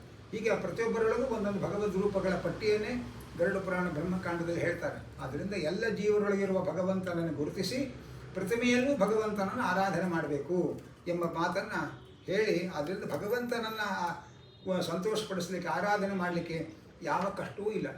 ಮಕ್ಕಳ ಅಸುರರಿಗೆ ಹೇಳ್ತಾರೆ, ನೀವೆಲ್ಲ ಅಸುರ ಜಾತಿಯ ಮಕ್ಕಳು, ನೀವು ಮಾಡಬೇಕಾದ ದೇವರ ಪೂಜೆ ಅಂದರೆ ನೀವು ಅಸುರ ಜಾತಿಯಲ್ಲಿ ಹುಟ್ಟಿದ್ದೀರಿ, ಬರೀ ಹೊಡಿ ಬಡಿ ಕಡಿ ಅಂತ ಇಷ್ಟೇ ನಿಮ್ಮ ತಲೆಯಲ್ಲಿ ಕೂತಿರುತ್ತೆ. ಆದರೆ ಎಲ್ಲರೊಳಗೂ ದೇವರಿದ್ದಾನೆ ಅಂತ ಗುರುತಿಸಿ ಎಲ್ಲರಲ್ಲಿ ದಯೆ ತೋರಿಸಿದರೆ ಅದೇ ನೀವು ಮಾಡಬೇಕಾದ ದೇವರ ಪೂಜೆ. ಆದ್ದರಿಂದ ಒಬ್ಬೊಬ್ಬರಿಗೂ ಅವರವರದೇ ಆದಂತಹ ಒಂದು ಸೀಮಿತವಾದ ಕ್ರಮದಲ್ಲಿ ಭಗವಂತನ ಆರಾಧನೆ ಇರುತ್ತೆ. ಅದನ್ನೆಲ್ಲ ನೀವು ಮಾಡಿರಿ ಹಾಗೆ ತಂತಾರೆ. ಆಗ ಮಕ್ಕಳು ಕೇಳ್ತಾರೆ, ಇದುವರೆಗೆ ನಮಗೂ ಚಂಡಾಮರ್ಕರೇ ಪಾಠ ಮಾಡಿದ್ದು, ನಿನಗೂ ಚಂಡಾಮರ್ಕರೇ ಪಾಠ ಮಾಡಿದ್ದು, ನಮ್ಗೆ ಯಾರಿಗೂ ತಿಳಿಯದೇ ಇರೋ ಸಂಗತಿಯನ್ನೆಲ್ಲ ನೀನು ತಿಳ್ಕೊಂಡಿದ್ಯಲ್ಲ, ನಿನಗೆ ಯಾರು ಹೇಳಿಕೊಟ್ರು ಅಂತ ಮಕ್ಕಳು ಕೇಳ್ತಾರೆ. ಇದು ಹಿರಣ್ಯಕಶಿಪಿಗೂ ಇದೇ ಪ್ರಾಬ್ಲಮ್ ಬಂದಿದ್ದು, ಆ ಚಂಡಾಮರ್ಕರಿಗೂ ಇದೇ ಸಮಸ್ಯೆ ಬಂತು. ಅವರಿಗೆಲ್ಲ ಹಾರಿಕೆಗೆ ಉತ್ತರ ಕೊಟ್ಟಿದ್ದ ಪ್ರಹ್ಲಾದ. ಆದರೆ ನಿರ್ಮಲವಾದ ಮನಸ್ಸಿನ ಮಕ್ಕಳು ಕೇಳಿದಾಗ ನಿಜವಾದ ಕಾರಣ ಹೇಳ್ತಾ ಇದ್ದಾನೆ. ಹಿಂದೆ ನಮ್ಮ ತಾಯಿ ಗರ್ಭವತಿಯಾಗಿದ್ದರು, ನಾನು ಆಕೆಯ ಗರ್ಭದಲ್ಲಿದ್ದೆ. ಆಗ ಹಿರಣ್ಯಕಶಿಪು ತಪಸ್ಸಿಗೆ ಹೋಗಿದ್ದಾನೆ. ದೈತ್ಯರು ಇದೇ ಸಮಯ ಅಂಥೇಳಿ ದೇವತೆಗಳೆಲ್ಲ ದೈತ್ಯರ ಮೇಲೆ ಆಕ್ರಮಣ ಮಾಡಿದರು. ನಮ್ಮ ಅಮ್ಮನನ್ನೂ ಕೂಡ, ಅಮ್ಮನ ಹೊಟ್ಟೆ ಒಳಗಿರುವ ಮಗುವನ್ನೂ ಕೊಲ್ಲಬೇಕು, ಮತ್ತೊಬ್ಬ ಹಿರಣ್ಯಕಶಿಪು ಹುಟ್ಟಬಾರ್ದು ಅಂತ ದೇವೇಂದ್ರ ಯೋಚನೆ ಮಾಡಿಕೊಂಡು ಹತ್ತಿರ ಬಂದ. ಆಗ ನಾರದರು ಹೇಳ್ತಾರೆ, ಈ ಕಯಾಧುವಿನ ಹೊಟ್ಟೆ ಒಳಗೆ ಭಾಗವತೋತ್ತಮ ಇದ್ದಾನೆ, ಅವಳ ತಂಟೆಗೆ ಹೋಗಬೇಡ ಅಂತ ಹೇಳಿದರು. ದೇವೇಂದ್ರ ಕೈ ಮುಗಿದು ವಾಪಸ್ ಹೊರಟೋದ. ಆಮೇಲೆ ಆ ಗರ್ಭಿಣಿಯಾದ ಹಿರಣ್ಯಕಶಿಪುವಿನ ಹೆಂಡತಿಯನ್ನು ನಾರದರು ತಮ್ಮ ಆಶ್ರಮಕ್ಕೆ ಕರ್ಕೊಂಡು ಹೋಗಿ ಇಟ್ಕೊಂಡ್ರು. ಅವಳಿಗೆ ಒಂದು ವರ ಕೊಟ್ಟರು. ಆ ವರ ಕೊಡೋರು ಇವತ್ತಿಗೂ ಸಿಕ್ಕಿರೋ ಬಹಳ ಅನುಕೂಲ. ಇಚ್ಛಾ ಪ್ರಸೂತಿ ವರ. ನೀನು ಯಾವತ್ತು ಹಡಿಬೇಕು ಅಂತ ತೀರ್ಮಾನ ಮಾಡ್ತೇವೆ ಅವತ್ತು ಹಡಿಬೋದು. ದುಡ್ಡು ಕಾಸು ಎಲ್ಲ ಯೋಕ್ಷೇಮ ನೋಡೋ ವ್ಯವಸ್ಥೆ ಮಾಡ್ಕೊಂಡು ಆಮೇಲೆ ಹಡಿಯೋ ವರ ಇದ್ದರೆ ಎಲ್ರಿಗೂ ಅನುಕೂಲ ಆಗುತ್ತೆ. ನಾರದರು ಆ ಹಿರಣ್ಯಕಶಿಪು ಹೆಂಡತಿಗೆ ಹಾಗೆ ವರ ಕೊಟ್ಟರು. ನೀನು ಯಾವತ್ತು ಹಡಿಬೇಕು ಅಂತ ಇಚ್ಛೆ ಪಡ್ತೀವೋ ಅವತ್ತು ಹಡಿಬೋದು, ಅಲ್ಲಿ ತನಕ ಮಗುವನ್ನು ಹೊಟ್ಟೆಯಲ್ಲಿ ಇಟ್ಕೊಂಡಿರ್ಬೋದು ಅಂತ ವರ ಕೊಟ್ಟು ಅವರ ಆಶ್ರಮದಲ್ಲಿ ಕೂಡಿಸ್ಕೊಂಡ್ರು. ಆಶ್ರಮದಲ್ಲಿ ಕೂಡಿಸ್ಕೊಂಡು ನಾರದರು ಪ್ರತಿನಿತ್ಯ ನಾನು ಅಮ್ಮನ ಗರ್ಭದಲ್ಲಿರುವಾಗ ನನ್ನನ್ನು ಉದ್ದೇಶ ಮಾಡಿಕೊಂಡು ಅವರು ಉಪದೇಶ ಮಾಡ್ತಾಯಿದ್ರು, ಅಧ್ಯಾತ್ಮದ ಉಪದೇಶ ಮಾಡಿದ್ರು. ಅಮ್ಮನಿಗೆ ಗರ್ಭಧಾರಣೆಯ ಆಯಾಸ, ಮನೆ ಕೆಲಸಗಳ ಜವಾಬ್ದಾರಿಗಳು, ಅವಳಿಗದು ನೆನಪಿಲ್ಲ ಆಯಾಸದಲ್ಲಿ. ಆದರೆ ನಾರದರು ಅಮ್ಮನ ಗರ್ಭದಲ್ಲಿರೋ ನನಗೆ ಉಪದೇಶ ಮಾಡಿ ಎಂದೆಂದಿಗೂ ಇದು ಮರೆಯದೇ ಇರಲಿ ಅಂತ ಅನುಗ್ರಹ ಮಾಡಿದ್ರು. ಹಾಗಾಗಿ ಆ ಅಮ್ಮನ ಗರ್ಭದಲ್ಲಿದ್ದಾಗಲೇ ನಾರದರು ಮಾಡಿದ ಉಪದೇಶದ ಪಾಠ ಇದು ಹಾಗೆ ಅಂತ ಇದ್ದಾರೆ. ಅದಕ್ಕೆ ನಮ್ಮಲ್ಲಿ ಹೆಣ್ಮಕ್ಕಳು ಗರ್ಭವತಿಯರಾದಾಗ ಹರಿವಂಶ ಭಾಗವತ ಅದನ್ನೆಲ್ಲ ಹೇಳಿಸಿ ಶ್ರವಣ ಮಾಡಿಸ್ತಾರೆ. ಯಾಕೆಂದರೆ ಒಳಗಿರೋ ಮಗುವಿಗೆ ಸಂಸ್ಕಾರ ಬರಲಿ ಅಂತ. ಅವರು WWF ನೋಡ್ತಾ ಕೂತ್ಕೊಂಡ್ರೆ ಅಂಥ ಮಕ್ಕಳೇ ಹುಡ್ತಾರೆ ಆಮೇಲೆ. ಆದ್ದರಿಂದ ಗರ್ಭಿಣಿಯಾದವರು ಹೇಗೆ ಯಾವ ರೀತಿಯಲ್ಲಿ ಅವರು ತಮ್ಮ ಜೀವನ ಕಳೀತಾರೆ ಅದರ ಪ್ರಭಾವ ಮಕ್ಕಳ ಮೇಲಾಗತ್ತೆ ಅಂತ ಶಾಸ್ತ್ರದಲ್ಲಿ ಹೇಳ್ತಾರೆ. ಅದರಂತೆ ಆ ಇವರಿಗೆ ಪ್ರಹ್ಲಾದ ಅವರಿಗೆಲ್ಲ ಈ ವಿಚಾರವನ್ನು ಹೇಳ್ತಾ ಇದ್ದಾನೆ. ಹೇಳಿ ಇದೆಲ್ಲ ಉಪದೇಶ ಮಾಡ್ತಾ ಇದ್ದಾಗ ಚಂಡಾಮರ್ಕರು ಬಂದು ನೋಡಿದ್ರು ಅವ್ರ ಸರ್ವೀಸ್ನಲ್ಲಿ ಮಕ್ಕಳು ಇಷ್ಟು ಕೂಡ್ಸೋಕ್ಕಾಗಿರಲಿಲ್ಲ. ಪಾಪ ಇಷ್ಟು ಮಕ್ಕಳು ಬಹಳ ಶಿಸ್ತಿನಲ್ಲಿ ಕೂತಿದ್ದಾರೆ, ಸದ್ದು ಗದ್ದಲವೇ ಇಲ್ಲ ಗುರುಕುಲದಲ್ಲಿ. ಏನಾಗಿದೆ ಅಂತ ನೋಡಿದ್ರೆ ಪ್ರಹ್ಲಾದ ಪಾಠ ಮಾಡ್ತಾ ಇದ್ದಾನೆ, ಮಕ್ಕಳೆಲ್ಲ ಶಿಸ್ತಾಗಿ ಕೂತು ಕೇಳ್ತಾ ಇದ್ದಾರೆ. ಚಂಡಾಮರ್ಕರು ಯೋಚನೆ ಮಾಡಿದ್ರು, ಸ್ವಲ್ಪ ತಡ ಮಾಡಿದ್ರೆ ಇಷ್ಟು ಸ್ಪೆಷಲ್ ಕ್ಲಾಸ್ ಅರೇಂಜ್ಮೆಂಟ್ಸ್ ಎಲ್ಲ ನಮ್ದು ಏನು ತಿಳ್ಕೊಂಡ್ಬಿಡ್ತಾನೆ ಹಿರಣ್ಯಕಶಿಪು. ಆದ್ದರಿಂದ ಈಗಲೇ ಅವನಿಗೆ ಹೋಗಿ ವರ್ತಮಾನ ಹೇಳಬೇಕು ಅಂಥೇಳಿ ಅವನು ಓಡಿ ಹೋಗಿ ವರ್ತಮಾನ ಹೇಳಿದ್ರು. ಪ್ರಹ್ಲಾದನನ್ನು ಯಾರು ಕೆಡಿಸ್ತಾರೆ ಅಂತ ನೀ ಕೇಳ್ತಾ ಇದ್ದಿ, ಪ್ರಹ್ಲಾದ ಇಡೀ ಗುರುಕುಲವನ್ನೇ ಕೆಡಿಸ್ತಾ ಇದ್ದಾನೆ ಹಾಗೆ ಅಂತ ಹೋಗಿ ದೂರು ಕೊಟ್ಟರು. ಅವನನ್ನು ಕರ್ಕೊಂಡು ಬನ್ನಿ ಹಾಗೆ ಅಂತಂದರು. ಪ್ರಹ್ಲಾದ ಬಂದು ಕೈ ಮುಗಿದು ನಮಸ್ಕಾರ ಮಾಡಿ ನಿಂತ. ಅವನು ವಿನಯದಿಂದ ನಿಂತುಕೊಂಡಷ್ಟು ಹಿರಣ್ಯಕಶಿಪುವಿನ ಕೋಪ ಕೆರಳ್ತಾ ಇದೆ. ಹಾಗಾಗಿ ಅವನಂದ, ನಾನು ಉಪ್ಪು ಗಂಟಿಕ್ಕಿದರೆ ಆ ಇಂದ್ರಾದಿ ದೇವತೆಗಳೆಲ್ಲ ಹೆದರ್ತಾರೆ, ಹಾಗಿರುವಾಗ ನೀನು ಹೆದರದೇ ಇದೆಯಲ್ಲ, ನಿನಗೇನು ಧೈರ್ಯ ಹಾಗೆ ಅಂತ ಕೇಳ್ತಾ ಇದ್ದಾನೆ. ಅದಕ್ಕೆ ಯಾರ ಬಲದಿಂದ ನಿನಗೆ ಇಂಥ ಧೈರ್ಯ ಬಂತು ಅಂತ ಕೇಳಿದಾಗ ಆ ಪ್ರಹ್ಲಾದ ಹೇಳ್ತಾನೆ, ನ ಕೇವಲಮ್ಮೆ ಭವತಶ್ಚ ರಾಜನ್, ನನಗೆ ಮಾತ್ರ ಅಲ್ಲಪ್ಪ, ನಿನಗೂ ಆ ಭಗವಂತನದ್ದೇ ಬಲ, ಆ ಭಗವಂತ ಕೊಟ್ಟ ಬಲದಿಂದಲೇ ನಾನು ಧೈರ್ಯವಾಗಿ ನಿನ್ನ ಮುಂದೆ ಮಾತಾಡ್ತಾ ಇದ್ದೇನೆ. ಭಗವಂತ ಕೊಟ್ಟ ಬಲದಿಂದಲೇ ನೀನು ಹಾರಾಡ್ತಾ ಇರೋದು, ನಮ್ಮಿಬ್ಬರಿಗೂ ಕೂಡ ಆ ಭಗವಂತನದ್ದೇ ಬಲ ಹಾಗೆ ಅಂಥೇಳಿ ಆ ಪ್ರಹ್ಲಾದ ಹೇಳ್ತಾ ಇದ್ದಾನೆ. ಈ ಮಾತು ಹೇಳಿದಾಗ ಆ ಪ್ರಹ್ಲಾದ ಇನ್ನೊಂದು ಮಾತು ಹೇಳ್ದ, ಏನಂತಂದರೆ 10 ದಿಕ್ಕುಗಳನ್ನು ಗೆದ್ದಿದ್ದೇನೆ ಹಾಗೆ ಅಂತ ಭಾವಿಸ್ತಾರೆ. ಆದರೆ ನಮ್ಮ ಶತ್ರುಗಳು 10 ದಿಕ್ಕುಗಳಲ್ಲಿಲ್ಲ, ನಮ್ಮ ಒಳಗೆ ಇದ್ದಾರೆ. ನಿನ್ನೊಳಗೆ ಇರುವ 6 ಜನ ಶತ್ರುಗಳನ್ನೇ ಗೆಲ್ಲದೆ ಇಡೀ ಜಗತ್ತನ್ನು ಗೆದ್ದಿದ್ದೇನೆ ಎಂದು ಬೀಗ್ತಾ ಇದ್ದಿ, ನಿನ್ನ ಶತ್ರುಗಳು ಹೊರಗಡೆ ಇಲ್ಲ, ನಿನ್ನ ಒಳಗೆ ಇದ್ದಾರೆ ಹಾಗೆ ಅಂತ ಪ್ರಹ್ಲಾದ ಹೇಳ್ದ. ಇದೆಲ್ಲಕ್ಕೆ ಹೇಳ್ತಾ ಇದ್ದಾಗ ಅವನು ಅನ್ನಿಸ್ತು, ನಾನು ಸುಮ್ಮನೆ ಕೇಳ್ತಾ ಕೂತ್ರೆ ನಾನು ಕನ್ವರ್ಟ್ ಆಗಿಬಿಡ್ತೇನೆ ಅಂತ ಭಯ ಆಯಿತು ಕಣ್ಣು ಹಿರಣ್ಯಕಶಿಪುವಿಗೆ. ಕೂಡಲೇ ಹಿರಣ್ಯಕಶಿಪು ಏನು ಮಾಡಿದ, ವ್ಯಕ್ತಂ ತ್ವಂ ಮರ್ತು ಕಾಮೋಸಿ ಯೋತಿ ಮಾತ್ರಂ ವಿಕತ್ತಸೆ ಮುಮುರ್ಷೂಣಾಂ ಹಿ ಮಂದಾತ್ಮನ್ ನನುಸ್ವರು ವಿಪ್ಲವಾಗಿರಹ. ನಿನಗೆ ಸಾಯೋ ಕಾಲ ಬಂದಿದೆ ಅಂತ ಕಾಣುತ್ತೆ, ಅದಕ್ಕೆ ನನ್ನ ಮುಂದೆ ಇಷ್ಟೆಲ್ಲ ಹರಡ್ತಾ ಇದ್ದಿ. ನಿನ್ನ ತಲೆಯನ್ನು ನಾನು ಕತ್ತರಿಸಿ ಹಾಕಿಬಿಡ್ತೇನೆ. ನನಗಿಂತ ಬೇರೆ ಯಾರೋ ಒಬ್ಬ ಜಗದೀಶ್ವರ ಇದ್ದರೆ ಅವನು ನಿನ್ನನ್ನು ಹೇಗೆ ಕಾಪಾಡ್ತಾನೋ ನಾನು ನೋಡ್ತೇನೆ, ಎಲ್ಲಿದ್ದಾನ ಜಗದೀಶ್ವರ ಹಾಗೆ ಅಂತ. ಪಾಸವು ಯದಿ ಸಸರ್ವತ್ರ, ಭಗವಂತ ಎಲ್ಲ ಕಡೆ ಇದ್ದಾನೆ, ನಿನ್ನೊಳಗೂ ಇದ್ದಾನೆ, ನನ್ನೊಳಗೂ ಇದ್ದಾನೆ ಹಾಗೆ ಅಂತಂದ. ಸ್ತಂಭೆ ಕಸ್ಮಾತ್ ನ ದೃಶ್ಯತೆ, ಹಾಗಾದ್ರೆ ಈ ಕಂಬದಲ್ಲಿ ಯಾಕೆ ಕಾಣ್ತಾ ಇಲ್ಲ? ಕಾಣುವವರಿಗೆ ಕಂಬದಲ್ಲೂ ಕಾಣ್ತಾನೆ, ಗೋಡೆಯೊಳಗೂ ಕಾಣ್ತಾನೆ, ಕಾಣದೇ ಇದ್ದವರಿಗೆ ಗರ್ಭಗುಡಿಯಲ್ಲೂ ಕಾಣಲ್ಲ, ಏನು ಮಾಡೋಣ ಹಾಗೆ ಅಂತ ಪ್ರಹ್ಲಾದ ಹೇಳಿದ. ಹಾಗಾದರೆ ಈ ಕಂಬದಲ್ಲಿ ಇದ್ದಾನೆ ಅಂತ ಹೇಳಿದ ಕೂಡಲೇ ಕೈಯಲ್ಲಿ ಆ ಹಿರಣ್ಯಕಶಿಪು ಪ್ರಹ್ಲಾದನ ತಲೆ ಕತ್ತರಿಸಬೇಕು ಅಂತ ಖಡ್ಗ ಹಿಡಿದಿದ್ದ. ಆ ಖಡ್ಗವನ್ನು ಎಡಗೈಯಲ್ಲಿ ಹಿಡಿದುಕೊಂಡು ಬಲಗೈ ಮುಷ್ಟಿ ಮಾಡಿ ಆ ಸಭಾಸ್ತಂಭಕ್ಕೆ ಬಹಳ ಜೋರಾಗಿ ಹೊಡೆದಿದ್ದಾನಂತೆ. ಹೊಡೆದಾಗ ಆ ಸಭಾಸ್ತಂಭವೇ ಬಿರುಕಿ ಬಿಡ್ತಾ ಇದೆ. ಆಗ ಭಯಂಕರವಾದಂತಹ ಬ್ರಹ್ಮಾಂಡ ಸ್ಫೋಟವಾಗುವಂತಹ ಶಬ್ದ ಬರ್ತಾ ಇದೆ. ಆ ಶಬ್ದದ ಮಧ್ಯದಲ್ಲಿ ಕಣ್ಣು ಕೋರೈಸುವ ಬೆಳಕು ಆ ಕಂಬದಿಂದ ಪ್ರಕಟವಾಗ್ತಾ ಇದೆ. ಸತ್ಯಂ ವಿಧಾತು ನಿಜಭೃತ್ಯ ಭಾಷಿತಂ ವ್ಯಾಪ್ತಿಂಚ ಭೂತೇಶ್ವಕಿಲೇಶು ಚಾತ್ಮನಃ ಅದೃಶ್ಯತ ಅತ್ಯದ್ಭುತ ರೂಪಮುದ್ವಹನ್ ಸ್ತಂಭೆ ಸಭಾಯಾಂ ನ ಮೃಗಂ ನ ಮಾನುಷಂ. ತನ್ನ ಭೃತ್ಯನಾದ ಪ್ರಹ್ಲಾದ ದೇವರು ಎಲ್ಲ ಕಡೆ ಇದ್ದಾನೆ ಅಂತ ಹೇಳಿದ್ದಾನಲ್ಲ, ತನ್ನ ಭಕ್ತನಾದ ಪ್ರಹ್ಲಾದನ ಮಾತನ್ನು ಸತ್ಯ ಮಾಡುವುದಕ್ಕೋಸ್ಕರ, ನಾನು ಎಲ್ಲ ಕಡೆ ವ್ಯಾಪಿಸಿಕೊಂಡಿದ್ದೇನೆ ಅನ್ನೋದನ್ನು ಜನರಿಗೆ ತಿಳಿಸುವುದಕ್ಕೋಸ್ಕರ ಆ ಭಗವಂತ ಸಭಾಸ್ತಂಭದಲ್ಲಿ ಅತ್ಯದ್ಭುತವಾದ ರೂಪ ಧರಿಸಿಕೊಂಡು ಪ್ರಕಟನಾಗಿದ್ದಾನೆ. ನಾಯಂ ಮೃಗೋ ನಾಪ್ಯ ಮೃಗೋ ವಿಚಿತ್ರಂ ಅಹೋ ಕಿಮೇತನ್ ನೃಮಗೇಂದ್ರ ರೂಪಂ ಮೀಮಾಂಸಮಾನಸ್ಯ ಸಮುತ್ಥಿತೋಗ್ರತಃ ನೃಸಿಂಹರೂಪಂ ತದಲಂ ಭಯಾನಕಂ.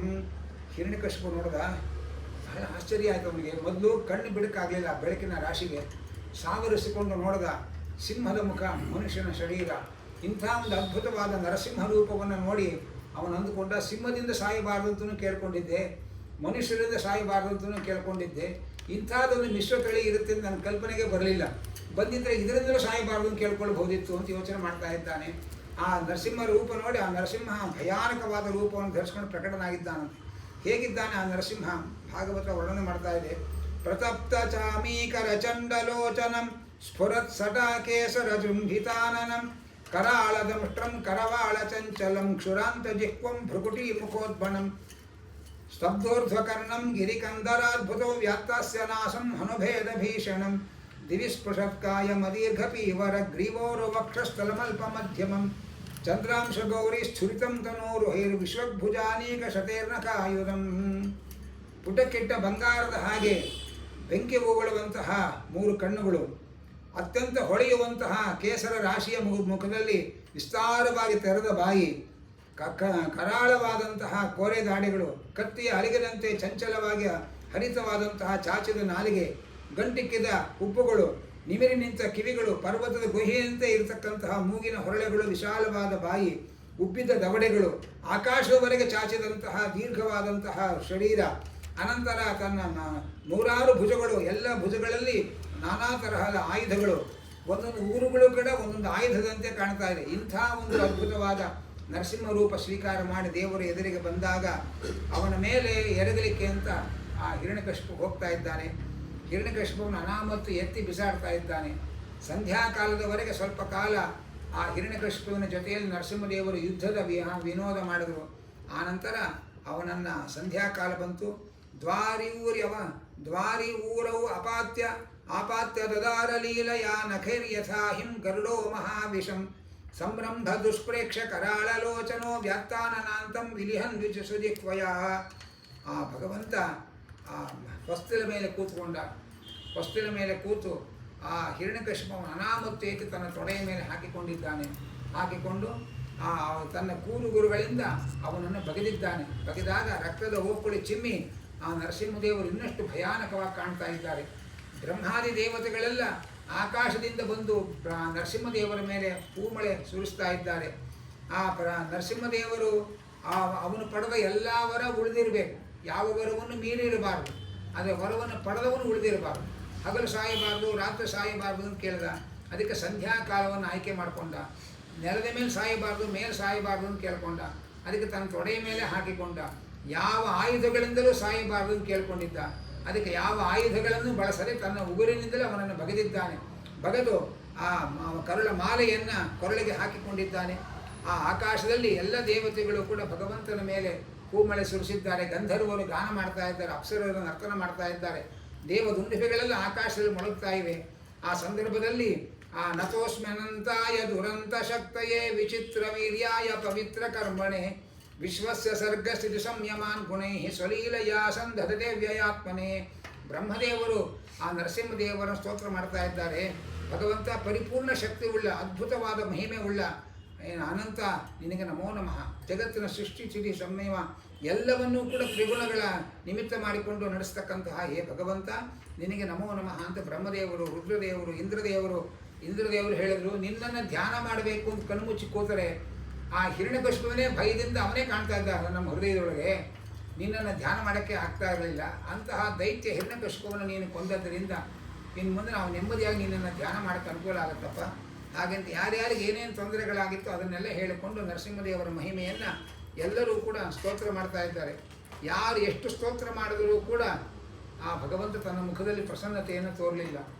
ಆ ಬೇರೆ ದ್ವಾರಪಾಲಕರು ಅವರು ಬಂದಿದ್ದರು. ಅವರು ಹೇಳ್ತಾರೆ, ಭಗವಂತ ಈ ಇವನನ್ನು ಏನು ಸಂಹಾರ ಮಾಡಿದ ಹಿರಣ್ಯಕಶಿಪುವನ್ನು ಇವನನ್ನು ಸಂಹಾರ ಮಾಡಿದ್ದೇ ಅವನಿಗೆ ಮಾಡಿದ ಅನುಗ್ರಹ. ಯಾಕೆಂದರೆ ನಿನ್ನೆ ಸಂಹಾರವೇ ಮಾಡದೇ ಇದ್ದರೆ ಅವನು ಇನ್ನಷ್ಟು ಪಾಪಗಳನ್ನು ಮಾಡ್ತಾ ಇದ್ದ. ಅವನಿಗೆ ಈ ಅಸುರ ಶರೀರದಿಂದ ಬಿಡುಗಡೆ ಆಯ್ತಲ್ಲ, ಆದ್ದರಿಂದ ಹಿರಣ್ಯಕಶಿಪುವನ್ನು ಕೊಂದದ್ದೇ ಅದು ನಿಗ್ರಹ ಅಲ್ಲ, ಅವನ ಪಾಲಿಗೆ ಅನುಗ್ರಹ. ಹಾಗೆ ಅಂತ ಇತರ ದ್ವಾರಪಾಲಕರು ಸ್ತೋತ್ರ ಮಾಡ್ತಾ ಇದ್ದಾರೆ. ಯಾವಾಗ ಯಾರು ಸ್ತೋತ್ರ ಮಾಡಿದರೂ ಕೂಡ ಭಗವಂತ ಮುಖದಲ್ಲಿ ಪ್ರಸನ್ನತೆಯನ್ನು ತೋರಲಿಲ್ಲ. ಆಗ ಬ್ರಹ್ಮದೇವರು ಮಹಾಲಕ್ಷ್ಮೀ ದೇವಿಯಲ್ಲಿ ವಿಜ್ಞಾಪನೆ ಮಾಡ್ತಾ ಇದ್ರು, ಅಮ್ಮ ಯಜಮಾನರು ಯಾವಾಗ ಏನೇನು ಅವತಾರ ಆಗ್ತಾರೆ, ಹೇಗೆ ಉಪಸಂಹಾರ ಮಾಡಬೇಕು ಮನೆಯವರಿಗೆ ಗೊತ್ತಿರುತ್ತೆ, ನೀನು ಹೋಗಮ್ಮ, ನೀನು ಸ್ತೋತ್ರ ಮಾಡು ಅಂತ ಲಕ್ಷ್ಮೀ ದೇವಿಯಲ್ಲಿ ಪ್ರಾರ್ಥನೆ ಮಾಡ್ತಾ ಇದ್ದಾನೆ. ಲಕ್ಷ್ಮೀ ದೇವಿ ಹೇಳಿದ್ರು, ನಮ್ಮ ಯಜಮಾನರು ಮನೆಯಿಂದ ಹೊರಡಬೇಕಾದ್ರೇ ನೀನು ಬಂದು ಎದುರಿಗೆ ಬಂದು ನಿಂತ್ಕೋಬೇಡ ಅಂತ ಹೇಳ್ಬಿಟ್ಟು ಹೋಗಿದ್ದಾರೆ. ಅವರು ಪ್ರಹ್ಲಾದನ ಸ್ತೋತ್ರ ಕೇಳಬೇಕು ಅಂತ ಕೂತಿರ್ತಾರೆ. ನಾನು ಹೋಗಿ ಡಿಸ್ಟರ್ಬ್ ಮಾಡೋಕ್ಕಾಗಲ್ಲಪ್ಪ, ನಾನು ಹೋಗಲ್ಲ ಅಂತ ಲಕ್ಷ್ಮೀ ದೇವಿ ಪಕ್ಕಕ್ಕೆ ಸೆಳೆದು ನಿಂತಿರುತ್ತೆ.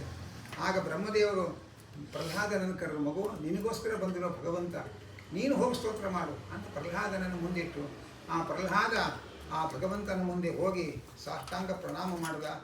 ಸ್ವಪಾದ ಮೂಲೆ ಪತಿತಂ ತಮರ್ಭಕಂ ವಿಲೋಕ್ಯ ದೇವ ಕೃಪಯಾ ಪರಿಪ್ಲುತಃ ಉತ್ಥಾಪ್ಯ ತಚ್ಛೀಷ್ಣ ಅದಧಾತ್ಕರಾಂಬುಜಂ ಕಾಲಾಹಿ ನಿರ್ದಷ್ಟ ಧಿಯಾಂ ಕೃತಾಭಯಂ. ಯಾವಾಗ ಭಗವಂತನ ಪಾದಬುಡದಲ್ಲಿ ಪ್ರಹ್ಲಾದ ಭಕ್ತಿಯಿಂದ ಪ್ರಣಾಮ ಮಾಡಿದ, ಆ ಪ್ರಹ್ಲಾದನ ಭಕ್ತಿ ಅವನನ್ನು ನೋಡಿದ ಕೂಡಲೇ ನರಸಿಂಹದೇವರಿಗೆ ಕೋಪ ಬಂದಿದ್ದೇ ಮರೆತೋಯ್ತಂತೆ. ತನ್ನ ಅಮೃತ ಹಸ್ತವನ್ನು ಅವನ ತಲೆಯ ಮೇಲಿಟ್ಟಿದ್ದಾರೆ. ಭಗವಂತನ ಅದ್ಭುತವಾದ ಅಮೃತ ಕರಸ್ಪರ್ಶದಿಂದ ಅವನ ಎಲ್ಲ ಅಶುಭಗಳು ಪರಿಹಾರವಾಗಿದೆ. ಆಗ ಪ್ರಹ್ಲಾದ ಭಕ್ತಿ ಪರವಶತೆಯಿಂದ ಕಂಪಿಸ್ತಾ ಕಂಠ ಗದ್ಗದ ಆಗಿದೆ, ಕಣ್ಣಿನಲ್ಲಿ ಆನಂದ ಬಾಷ್ಪ ಸುರಿಸ್ತಾ ಇದ್ದಾನೆ. ಕೈ ಮುಗಿದು, ಭಗವಂತ ಇಲ್ಲಿ ನೆರೆದಿರೋರಲ್ಲಿ ನನಗಿಂತ ಬಹಳ ಎತ್ತರದ ದೇವತೆಗಳು, ಬ್ರಹ್ಮಾದಿ ದೇವತೆಗಳೆಲ್ಲ ನಿನ್ನ ಕಣ್ಮುಂದೆ ಇದ್ದಾರೆ. ಅವರ ಬ್ರಹ್ಮಾದಿ ದೇವತೆಗಳೆಲ್ಲ ನಿನ್ನನ್ನು ಸ್ತೋತ್ರ ಮಾಡಿದ್ದಾರೆ. ಯಾರು ಎಷ್ಟು ಸ್ತೋತ್ರ ಮಾಡಿದರೂ ನಿನ್ನ ಒಂದು ಗುಣವನ್ನು ಎಣಿಸಿ ಪೂರೈಸೋದಕ್ಕೆ ಸಾಧ್ಯ ಇಲ್ಲ. ಅಂತಹ ಮಹಾನುಭಾವರಾದ ಬ್ರಹ್ಮಾದಿ ದೇವತೆಗಳೆಲ್ಲರೂ ಸ್ತೋತ್ರ ಮಾಡಿದ ಮೇಲೂ ಕೂಡ ನನ್ನ ಸ್ತೋತ್ರ ಕೇಳಬೇಕು ಅಂತ ಪುರುಸತ್ ಮಾಡ್ಕೊಂಡು ಕೂತಿದ್ದೆಯಲ್ಲ, ಅದಕ್ಕೆ ನಿನ್ನನ್ನು ದೇವರು ಅಂತ ನಾವು ದೊಡ್ಡವರೆಲ್ಲ ಬಂದಾಗ ಮಕ್ಕಳನ್ನ ಗದರ್ಸಿ ಕಳಿಸ್ಬಿಡ್ತೇವೆ ನಾವು. ಅದು ದೊಡ್ಡವರೆಲ್ಲ ಇದ್ದಾಗ ಮಕ್ಕಳ ಮುಂದೆ ಕರೆಸಿ ಆ ಮಗು ಕೈಯಲ್ಲಿ ಸ್ತೋತ್ರ ಕೇಳಬೇಕು ನಾನು ಕೂತಿದ್ದೀಯಲ್ಲ ನೀನು, ನಮೋ ನಮಃ ಹಾಗೆ ಅಂತ ಇದ್ದಾರೆ. ಜೊತೆಯಲ್ಲಿ ಮನ್ಯೇ ಧನಾಭಿಜನ ರೂಪ ತಪಶ್ರುತೌಜಸ್ತೇಜ ಪ್ರಭಾವ ಬಲ ಪೌರುಷ ಬುದ್ಧಿಯೋಗಾ ನಾರಾಧನಾಯ ಹಿ ಭವಂತಿ ಪರಸ್ಯ ಪುಂಸಃ ಭಕ್ತ್ಯಾ ತುತೋಷ ಭಗವನ್ ಅನುಯೂಥಪಾಯ. ಪ್ರಹ್ಲಾದ ಹೇಳಿದ, ಇವತ್ತು ನನಗೆ ಒಂದು ಭರವಸೆ ಆಯಿತು. ಏನು ಅಂದರೆ, ನಮ್ಮ ಶ್ರೀಮಂತಿಗೆ, ನಮ್ಮ ವಂಶದ ಹೆಗ್ಗಳಿಕೆ, ನಮ್ಮ ಸೌಂದರ್ಯ, ನಮ್ಮ ಪಾಂಡಿತ್ಯ ಇದು ಯಾವುದಕ್ಕೂ ಬೆರಗಾಗಿ ನೀನು ಪ್ರತ್ಯಕ್ಷ ಆಗೋದಲ್ಲ, ಕೇವಲ ಭಕ್ತಿಗೆ ಮಾತ್ರ ಒಲಿಯುವವನು ನೀನು. ಆ ಗಜೇಂದ್ರನಿಗೆ ವೈಕುಂಠದಿಂದ ಓಡಿ ಬಂದು ಅವನನ್ನು ಕಾಪಾಡೋದಕ್ಕೆ ಗಜೇಂದ್ರನಿಗೆ ಏನು ವಂಶದ ಹೆಗ್ಗಳಿಕೆ ಇತ್ತು, ಏನು ಪಾಂಡಿತ್ಯ ಇತ್ತು, ಏನು ಸೌಂದರ್ಯ ಇತ್ತು, ಅವನ ಭಕ್ತಿಗೆ ಒಲಿದು ಓಡಿ ಬಂದಿ ನೀನು. ಆದ್ದರಿಂದ ನಾನು ನಿನ್ನ ಶತ್ರುವಿನ ಮಗ, ಆದರೂ ಕೂಡ ನಿನ್ನ ಶತ್ರುವಿನ ಮಗ ಅಂತ ನೀನು ತಿರಸ್ಕಾರ ಮಾಡದೆ ನನ್ನ ಭಕ್ತಿಯನ್ನು ನೋಡಿ ಪ್ರೀತಿಯಿಂದ ಹತ್ತಿರ ಬಂದು ಕರೆಸಿ ಮಾತಾಡ್ತಾ ಇದ್ದೀವಿ ಸ್ವಾಮಿ. ನೀನು ಭಕ್ತಿಗೆ ವಶನಾದವನು ಹೊರತು ಇನ್ಯಾವ ಹೊರಗಡೆ ಬಾಹ್ಯಾಡಂಬರಗಳಿಗೆ ನೀನು ಬೆರಗಾಗುವವನಲ್ಲ ಅಂತ ನನಗೆ ಅರ್ಥ ಆಯಿತು ಅಂತ ಇದ್ದಾನೆ. ವಿಪ್ರಾದ್ವಿಷಡ್ ಗುಣಯುತಾದರವಿಂದನಾಭ ಪಾದಾರವಿಂದ ಮುಖ ವಿಮುಖಾ ಸ್ವಪಚಂ ವರಿಷ್ಠಂ ಮನ್ಯೆ ತದರ್ಪಿತ ಮನೋವಚನಾತ್ಮಗೇಹ ಪ್ರಾಣ ಪುನಾದ ಸಕಲಂ ನತು ಭೂರಿಮಾನಃ. ಮತ್ತೊಂದು ಬಹಳ ಮಹತ್ವದ ಮಾತನ್ನು ಹೇಳ್ತಾ ಇದ್ದಾನೆ. ಬ್ರಾಹ್ಮಣ ಅಂತ ಅನಿಸ್ಕೊಳ್ಬೇಕಾಗಿದ್ರೆ 12 ಮಹಾಗುಣಗಳಿರಬೇಕು ಅಂತ ಮಹಾಭಾರತದಲ್ಲಿ ಹೇಳ್ತಾರೆ. ಆ 12 ಮಹಾಗುಣಗಳಿದ್ದರೂ ಕೂಡ ಆ ಬ್ರಾಹ್ಮಣ ತನ್ನನ್ನು ನಿನಗೆ ಅರ್ಪಣೆ ಮಾಡಿಕೊಳ್ಳದೆ ಹೋದರೆ, ತನ್ನ ದೇಹ ಮನಸ್ಸು ಎಲ್ಲವನ್ನು ನಿನಗೆ ಅರ್ಪಣೆ ಮಾಡಿಕೊಂಡ ಚಂಡಾಲ ಅಂತಹ ಬ್ರಾಹ್ಮಣನಿಗಿಂತಲೂ ಶ್ರೇಷ್ಠ ಆಗ್ತಾನೆ. ಅದು ನಿನಗೆ ಅಂತಹ ಬ್ರಾಹ್ಮಣ ನಾವು ಏನು ಮಾಡಿದ್ರು ದೇವರು ಒಲಿತಾನೆ ನಮಗೆ ಅಂತ ಕೂತ್ಕೊಂಡ್ರೆ ಆ ಜಾತಿ ನೋಡಿ ಅನುಗ್ರಹ ಮಾಡೋನಲ್ಲ ಪರಮಾತ್ಮ. ಅದರಿಂದ ಬ್ರಾಹ್ಮಣನಿಗಿರಬೇಕಾದ 12 ಮಹಾಗುಣಗಳಿದ್ದರೂ ಅವನು ನಿನ್ನಲ್ಲಿ ಭಕ್ತಿ ಮಾಡದೆ ಹೋದರೆ, ನಿನಗೆ ತನ್ನನ್ನು ಅರ್ಪಣೆ ಮಾಡಿಕೊಳ್ಳದೆ ಹೋದರೆ, ನಿನಗೆ ಎಲ್ಲವನ್ನೂ ಅರ್ಪಣೆ ಮಾಡಿಕೊಂಡ ಚಂಡಾಲ ಇವನಿಗಿಂತಲೂ ಶ್ರೇಷ್ಠ ಅಂತ ಅನಿಸ್ಕೊಳ್ತಾನೆ. ಹಾಗೆ ಅಂತ ಪ್ರಹ್ಲಾದ ಹೇಳ್ತಾ ಇದ್ದಾನೆ. ನೈವಾತ್ಮನ ಪ್ರಭುರಯಂ ನಿಜಲಾಭಪೂರ್ಣ ಮಾನಂ ಜನಾದ ವಿದುಷಃ ಕರುಣೋ ವೃಣೀತೆ ಯದ್ಯಜ್ಜನೋ ಭಗವದೇ ವಿದುದೀತಮಾನಂ ತಚ್ಚ ಆತ್ಮನೇ ಪ್ರತಿಮುಖಸ್ಯ ಯಥಾಮುಖ ಶ್ರೀ. ಭಗವಂತ ನೀನು ಸ್ವಯಂ ಪರಿಪೂರ್ಣ, ನಿನಗೆ ಯಾವುದರ ಅವಶ್ಯಕತೆ ಇಲ್ಲ. ನಾವು ಮಾಡೋ ನೈವೇದ್ಯ, ನಾವು ಮಾಡೋ ಅಭಿಷೇಕ ಪೂಜೆ ಯಾವುದರ ಅವಶ್ಯಕತೆಯೂ ನಿನಗಿಲ್ಲ. ಆದರೂ ನಾವು ಕೊಟ್ಟದ್ದನ್ನು ನೀನು ಪ್ರೀತಿಯಿಂದ ಸ್ವೀಕಾರ ಮಾಡ್ತೀವಿ. ಯಾಕೆಂದರೆ ನಾವೇನು ನಿನಗೆ ಅರ್ಪಣೆ ಮಾಡ್ತೇವೆ ಅದು ನಿನಗೋಸ್ಕರ ಅಲ್ಲ, ಅದು ನಮಗೋಸ್ಕರವೇ ನಾವು ನಿನಗೆ ಅರ್ಪಣೆ ಮಾಡೋದು. ಅದು ಹೇಗೆ ಅಂತಂದರೆ, ಒಂದು ಒಳ್ಳೆಯ ಉದಾಹರಣೆಯನ್ನು ಪ್ರಹ್ಲಾದ ಹೇಳ್ತಾ ಇದ್ದಾನೆ. ಕನ್ನಡಿಯಲ್ಲಿ ನಮ್ಮ ಮುಖ ಸುಂದರವಾಗಿ ಕಾಣಬೇಕು ಅಂತ ಆಸೆ ಪಡೋರು ಕನ್ನಡಿಗೆಲ್ಲ ಅಲಂಕಾರ ಮಾಡಿ ಮುಖ ನೋಡ್ಕೊಂಡ್ರೆ ಪ್ರಯೋಜನ ಇಲ್ಲ. ಫೋಟೋದಲ್ಲೇ ನಮ್ಮ ಮುಖ ಸುಂದರವಾಗಿ ಕಾಣಬೇಕು ಅಂತ ಕ್ಯಾಮ್ರಾಗೆ ಅಲಂಕಾರ ಮಾಡಿ ಫೋಟೋ ತೆಗೆಸ್ಕೊಂಡ್ರೆ ಪ್ರಯೋಜನ ಇಲ್ಲ. ಬಿಂಬಕ್ಕೆ ಅಲಂಕಾರ ಮಾಡಿದ್ರೆ ಪ್ರತಿಬಿಂಬ ಸುಂದರವಾಗಿ ಕಾಣುತ್ತೆ ಅನ್ನೋದು ಎಲ್ರಿಗೂ ಅನುಭವ ಸಿದ್ಧ. ನಮ್ಮೆಲ್ಲರ ಬಿಂಬ ನೀನು, ನಾವೆಲ್ಲ ನಿನ್ನ ಪ್ರತಿಬಿಂಬರು. ಆದ್ದರಿಂದ ನಿನಗೆ ನಾವು ವಸ್ತ್ರ ಸಮರ್ಪಣೆ ಮಾಡಿದ್ರೆ ನಮಗೆ ವಸ್ತ್ರ ಕೊಡ್ತೀವಿ, ನಿನಗೆ ನೈವೇದ್ಯ ಮಾಡಿದ್ರೆ ನಮಗೆ ನೈವೇದ್ಯ ಕೊಡ್ತೀವಿ. ಆಗ ನಾವೆಲ್ಲ ನಿನಗೆ ಪೂಜೆ ಮಾಡೋದು ನಮಗೋಸ್ಕರವೇ ಹೊರತು ನಿನಗೋಸ್ಕರ ಅಲ್ಲ. ಯಾರು ದೇವರಿಗೆ ಪೂಜೆ ಮಾಡ್ದೇನೆ ತಾವೇ ಆ ದೇಹಕ್ಕೆ ಪೂಜೆ ಮಾಡ್ಕೊಳ್ತಾರೆ, ಇದು ಕ್ಯಾಮ್ರಾಗೆ ಅಲಂಕಾರ ಮಾಡಿ ಫೋಟೋ ತೆಗೆಸ್ಕೊಂಡ್ರೆ ಹೇಗೋ ಹಾಗೆ ದೇಹವನ್ನು ಅಲಂಕಾರ ಮಾಡಿಕೊಂಡು ದೇವರನ್ನು ಮರೆತರೆ ಅದು ಬರೀ ಕ್ಯಾಮ್ರಾ ಕನ್ನಡಿಗೆ ಅಲಂಕಾರ ಮಾಡಿದಾಗುತ್ತೆ. ಅದು ಮುಖ್ಯ ಅಲ್ಲ. ಬಿಂಬರೂಪಿಯಾದ ನಿನ್ನನ್ನು ನಾವು ಪೂಜೆ ಮಾಡಿದ್ರೆ ಅದು ನಮಗೆ ಪ್ರತಿಫಲವಾಗುತ್ತೆ. ಬಿಂಬದಲ್ಲಿ ಏನಿರುತ್ತೋ ಅದು ಪ್ರತಿಬಿಂಬದಲ್ಲಿ ಕಾಣುತ್ತೆ. ಹಾಗೆ ಅಂತ ಭಗವಂತ ಮುಂದೆ ಹೇಳ್ತಾ ಇದ್ದಾನೆ. ಕೊನೆಯಲ್ಲಿ ಹೇಳಿದ, ಎಲ್ಲರೂ ಕೂಡ ನಿನ್ನ ಈ ಭಯಾನಕವಾದ ರೂಪ, ಈ ರಕ್ತ ಸೋರ್ತಾ ಇರ್ತಕ್ಕ ಕರುಳಿನ ಮಾಲೆ, ವಿಸ್ತಾರವಾದ ಈ ಭುಜಗಳು, ಈ ಆಯುಧಗಳು, ಇದನ್ನೆಲ್ಲ ನೋಡಿ ಎಲ್ಲರೂ ಹೆದರ್ತಾರೆ. ಆದರೆ ಭಗವಂತ ನನಗೆ ನಿನ್ನನ್ನು ನೋಡಿ ಏನೂ ಭಯ ಇಲ್ಲ ಅಂತ ಇದ್ದಾನೆ ಪ್ರಹ್ಲಾದ. ಯಾಕೆಂದರೆ ಕಾಡಿನಲ್ಲಿ ಸಿಂಹವನ್ನು ನೋಡಿ ಎಲ್ಲ ಪ್ರಾಣಿಗಳು ಹೆದರ್ಕೊಳ್ಳುತ್ತೆ. ಆದರೆ ಸಿಂಹದ ಮರಿಗೆ, ಸಿಂಹ ಅಂದರೆ ಅದರ ಅಮ್ಮ ಅಪ್ಪ ಅಷ್ಟೇ, ಅದು ಅಳೋದು, ಅದು ಹೆದರ್ಕೊಳ್ಳಲ್ಲ. ಹಾಗೆ ಎಲ್ಲರೂ ಹೆದರ್ಕೊಳ್ಳಿ ನಿನ್ನ ನೋಡಿ, ಆದರೆ ನಾನು ಹೆದರಲ್ಲ. ಯಾಕೆಂದ್ರೆ ಜಗತ್ತಿಗೆ ಭಯ ಪರಿಹಾರ ಮಾಡೋದಕ್ಕೆ ನರಸಿಂಹದೇವರು ಇರೋದು. ಅವನನ್ನೇ ನೋಡಿ ಭಯ ಪಡ್ಕೊಂಡ್ಬಿಟ್ರೆ ಪರಿಹಾರ ಮಾಡೋರು ಯಾರು ಆಮೇಲೆ? ಆದ್ದರಿಂದ ನನಗೆ ನಿನ್ನನ್ನು ನೋಡಿ ಭಯ ಇಲ್ಲ ಅಂತ ಇದ್ದಾನೆ. ಹಾಗಾದರೆ ಭಯವೇ ಇಲ್ವ ನಿನಗೆ ಅಂದರೆ, ನನಗೂ ಭಯ ಇದೆ. ನನಗೆ ನಿನ್ನನ್ನು ನೋಡಿ ಭಯ ಅಲ್ಲ, ಸಂಸಾರವನ್ನು ನೋಡಿ ನನಗೆ ಭಯ. ಯಾಕೆಂದರೆ ಯಾವುದನ್ನು ಹಚ್ಕೊಳ್ತೇವೆ ಅದು ಕೈ ಬಿಟ್ಟು ಹೋಗುತ್ತೆ, ಯಾವುದು ಬೇಡ ಅಂತೇವೆ ಅದು ಅಂಟ್ಕೊಂಡು ಪ್ರಾಣ ತಿಂತಾ ಇರುತ್ತೆ. ಹೀಗೆ ಪ್ರಿಯ ವಸ್ತುಗಳ ವಿಯೋಗ, ಅಪ್ರಿಯ ವಸ್ತುಗಳ ಸಂಯೋಗ, ಈ ಸಂಸಾರ ಚಕ್ರ ಕದನದಿಂದ ನಾನು ಹೆದರ್ತೇನೆ ಹೊರತು ನಿನಗೆ ನಾನು ಹೆದರ್ತಾ ಇಲ್ಲ. ನಮಗೆ ಸಂಸಾರದ ಭಯ ಇಲ್ಲ, ಭಗವಂತನ ಭಯ. ಪ್ರಹ್ಲಾದನಿಗೆ ಸಂಸಾರದ ಭಯ, ಭಗವಂತನ ಭಯ ಇಲ್ಲ. ಭಗವಂತ ಅಂದರೆ ನಮ್ಮ ಅಪ್ಪ ಅಮ್ಮ, ಮಾತಾ ನರಸಿಂಹಷ್ಟೇ ಪಿತಾ ನರಸಿಂಹ, ನಮ್ಮ ತಂದೆ ತಾಯಿ ಭಗವಂತ. ಅವನಿಗೆ ನಾವು ಹೆದರಬಾರ್ದು, ಭಕ್ತಿ ಮಾಡಬೇಕಷ್ಟೇ, ಪ್ರೀತಿಸಬೇಕು ಅನ್ನುವಂಥ ಮಾತನ್ನು ಪ್ರಹ್ಲಾದ ಹೇಳ್ತಾ ಇದ್ದಾನೆ. ಪ್ರಹ್ಲಾದ ಹೇಳಿ, ಅಲ್ಲ ಸಂಸಾರದಲ್ಲಿ ಸುಖವಾಗಿರ್ತೇವೆ ಅಂತ ಸುಖವಾಗಿದ್ದೀರಾ ಅಂತ ಕೇಳ್ತಾರೆ, ಸುಖವಾಗಿದ್ದೇವೆ ಅಂತ ಹೇಳ್ತೇವೆ, ಎಲ್ಲ ಸುಖವಾಗಿದ್ದೇವಲ್ಲ ನಾವು. ಹಾಗೆ ಅಂತಂದರೆ ಸಂಸಾರದ ಸುಖ ಹೇಗೆ ಅಂತ ಪ್ರಹ್ಲಾದ ಹೇಳ್ತಾನೆ. ದೇಹದಲ್ಲಿ ಕಜ್ಜಿ ಬಂದಾಗ ತುರಿಸ್ಕೊಳ್ತೇವೆ, ಆ ತುರಿಸ್ಕೊಳ್ಳೋ ತನಕ ಏನೋ ಚಡಪಡಿಕೆ ಕಾಡ್ತಾ ಇರುತ್ತೆ ನಮ್ಮನ್ನು. ತುರಿಸ್ಕೊಳ್ಬೇಕಾದ್ರೆ ಸ್ವಲ್ಪ ಹಾಯ್ ಅನಿಸುತ್ತೆ, ಬಿಟ್ಟ ಮೇಲೆ ಮತ್ತೆ ಚಡಪಡಿಕೆ ಒದ್ದಾಡ್ತಾ ಇರ್ತೇವೆ. ಸಂಸಾರದ ಸುಖ ಅನ್ನೋದು ಕಜ್ಜಿ ತುರಿಸ್ಕೊಂಡಾಗ ಆಗೋ ಹಿತವಾಗತ್ತೆ ಅಂತ ಅನಿಸುತ್ತಲ್ಲ, ಅಷ್ಟೇ ಅದು ಸುಖ. ಅದು ಸಂಪಾದನೆ ಮಾಡಬೇಕಾದ್ರೆ ದುಃಖ, ಅದನ್ನು ಕಾಪಾಡ್ಕೊಳ್ಳೋದು ದುಃಖ, ಕಳ್ಕೊಂಡ ಮೇಲೆ ಇನ್ನೂ ದುಃಖ. ಆದ್ದರಿಂದ ಇಂಥ ಸಂಸಾರದ ಸುಖ, ಅದನ್ನು ಸುಖ ಅಂತ ಯಾರು ಕರೆಯಲ್ಲಪ್ಪ. ಶಾಶ್ವತವಾದ ಸುಖ ನಿನ್ನ ಪಾದಾರವಿಂದಗಳಲ್ಲಿ ಬಂದು ಸೇರಿದರೇನೆ ಶಾಶ್ವತವಾದ ಸುಖ. ಆದ್ದರಿಂದ ಯಾವಾಗ ನಿನ್ನ ಪಾದ ದಾಸ್ಯ ಯೋಗ ನನಗೆ ಕೊಡ್ತೀಯೋ ಹಾಗೆ ಅಂತ ಕೈ ಮುಗಿತಾ ಇದ್ದಾನೆ. ನರಸಿಂಹದೇವರವರು ಒಂದು ಕೆಲಸ ಮಾಡಿ, ಏನಪ್ಪ ಈಗಲೇ ಬಂದ್ಬಿಡು ನನ್ನ ಜೊತೆಗೆ, ಕರ್ಕೊಂಡು ಹೋಗ್ತಾನೆ ವೈಕುಂಠಕ್ಕೆ. ಹಾಗೆ ಅಂತ ಪ್ರಹ್ಲಾದನನ್ನು ನರಸಿಂಹದೇವರು ಹೇಳ್ತಾ ಇದ್ದಾರೆ. ಹೇಗಿದ್ರು ನಾನೇ ಬಂದಿದ್ದೇನೆ ಖುದ್ದಾಗಿ, ನನ್ನ ಜೊತೆ ಬಂದ್ಬಿಟ್ಟು ಕರ್ಕೊಂಡು ಹೋಗ್ತೇನೆ ನನ್ನ ಲೋಕಕ್ಕೆ ಅಂತಂದ. ಆಗ ಪ್ರಹ್ಲಾದ ಹೇಳ್ತಾನೆ, ಈಗ ನಾನು ಬರಲ್ಲ ಅಂದ. ಅಲ್ಲ, ದೇವರೇ ವೈಕುಂಠಕ್ಕೆ ಕರೆದ್ರು ಕೂಡ ಈಗ ಬರಲ್ಲ ಅಂತ ಅನ್ನಲ್ಲ ಪ್ರಹ್ಲಾದ ಅಂತ ನಮಗನ್ಸುತ್ತೆ. ಪ್ರಹ್ಲಾದ ಹೇಳ್ದ, ನಾನು ಒಬ್ಬನೇ ಬರೋಲ್ಲ, ಇನ್ನೂ ಅನೇಕ ಜನ ಸಜ್ಜನರು ಸಂಸಾರವನ್ನು ನೆಚ್ಚಿಕೊಂಡು ಕೂತಿದ್ದಾರೆ. ಅವರಿಗೆಲ್ಲ ಸಂಸಾರದ ನಶ್ವರತೆಯನ್ನು ಮನಗಾಣಿಸಿ ಅವರಿಗೆಲ್ಲರಿಗೂ ನಿನ್ನಲ್ಲಿ ಭಕ್ತಿ ಹುಟ್ಟುವಂತೆ ಪ್ರೇರಣೆ ಮಾಡಿ ಅವರೆಲ್ಲರ ಒಂದು ತಂಡದ ಮುಖಂಡನಾಗಿ ಬರ್ತೇನೆ ಹೊರತು ನಾನು ಒಬ್ಬನೇ ನೀನು ವೈಕುಂಠಕ್ಕೆ ಬರಲ್ಲ ಅಂತ ಪ್ರಹ್ಲಾದ ಹೇಳ್ತಾ ಇದ್ದಾನೆ. ಮೊದಲನೇ ಪಂಕ್ತಿಯೆಲ್ಲ ಊಟ ಬಡಿಸ್ತಾ ಇರ್ತಾರೆ, ಎರಡನೇ ಪಂಕ್ತಿಗೆ ಎಲೆ ಇದ್ದಿದ್ದು ಕಾಯ್ತಾ ಕೂತಿರ್ತಾರೆ. 10 ಜನ ಕೂತ್ಕೊಂಡು ಹರಟೆ ಹೊಡ್ತಾ ಇರ್ತೇವೆ ಭಾರಿ ವಿಶ್ವಾಸವಾಗಿ. ಯಾರೋ ಕಿವಿಲಿ ಬಂದು ಒಂದು ಎಲೆ ಇದೆ ಅಂತ ಅಂದು ಕಿವಿಲಿ ಹೇಳಿದ್ರೆ 9 ಜನರು ಮರೆತು ಓಡಿ ಹೋಗ್ತೀವಿ ನಾವು. ಅದು ಒಂದು ಎಲೆಗೆ ನಾವು ಇನ್ನೊಬ್ಬರನ್ನ ಕರ್ಕೊಂಡು ಕರೀದೇ ಓಡಿ ಹೋಗ್ತೇವೆ. ಆದರೆ ವೈಕುಂಠಕ್ಕೆ ಬಾರಯ್ಯ ಅಂತಂದರೆ ಎಲ್ಲ ಸಜ್ಜನರನ್ನು ಕರ್ಕೊಂಡು ಬರ್ತೇನೆ ನಾನು ಅಂತ ಪ್ರಹ್ಲಾದ ಭಗವಂತನ ಮುಂದೆ ಮಾತು ಕೊಟ್ಟ. ಆ ಮಾತನ್ನು ಸತ್ಯ ಮಾಡುವುದಕ್ಕೋಸ್ಕರವೇ ಅದೇ ಪ್ರಹ್ಲಾದ ರಾಘವೇಂದ್ರ ಸ್ವಾಮಿಗಳಾಗಿ ಎಲ್ಲ ಜಾತಿ ಪಂಥದ ಜನರಿಗೂ ಅನುಗ್ರಹ ಮಾಡ್ತಾ ಇದ್ದಾರೆ. ಎಲ್ಲ ವರ್ಗದಲ್ಲೂ ಸಜ್ಜನರು ಇರ್ತಾರೆ. ಅವರೆಲ್ಲರಿಗೂ ದೇವರಲ್ಲಿ ಧರ್ಮದಲ್ಲಿ ವಿಶ್ವಾಸ ಹುಟ್ಟಿಸಿ ಅವರನ್ನು ಎಲ್ಲರನ್ನು ಕರ್ಕೊಂಡು ನಾನು ಬರ್ತೇನೆ ಅಂತ ಅವತ್ತು ಕೊಟ್ಟ ಮಾತನ್ನು ರಾಘವೇಂದ್ರ ಪ್ರಭುಗಳಾಗಿ ಪ್ರಹ್ಲಾದ ನಡೆಸಿಕೊಡ್ತಾ ಇದ್ದಾನೆ ಹಾಗೆ ಅಂತ ತಿಳಿಸ್ತಾ ಇದ್ದಾರೆ.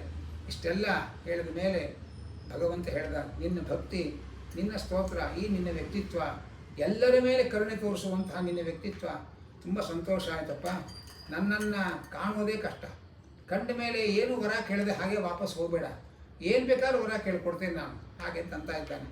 ಹಿರಣ್ಯಕಶಿಪು ಮನೆ ಬಿಟ್ಟು ಕಾಡಿಗೆ ಹೋಗಿ ಸಾವಿರಾರು ವರ್ಷ ತಪಸ್ಸು ಮಾಡಿದ ಮೇಲೆ ಬ್ರಹ್ಮದೇವರು ಬಂದರು.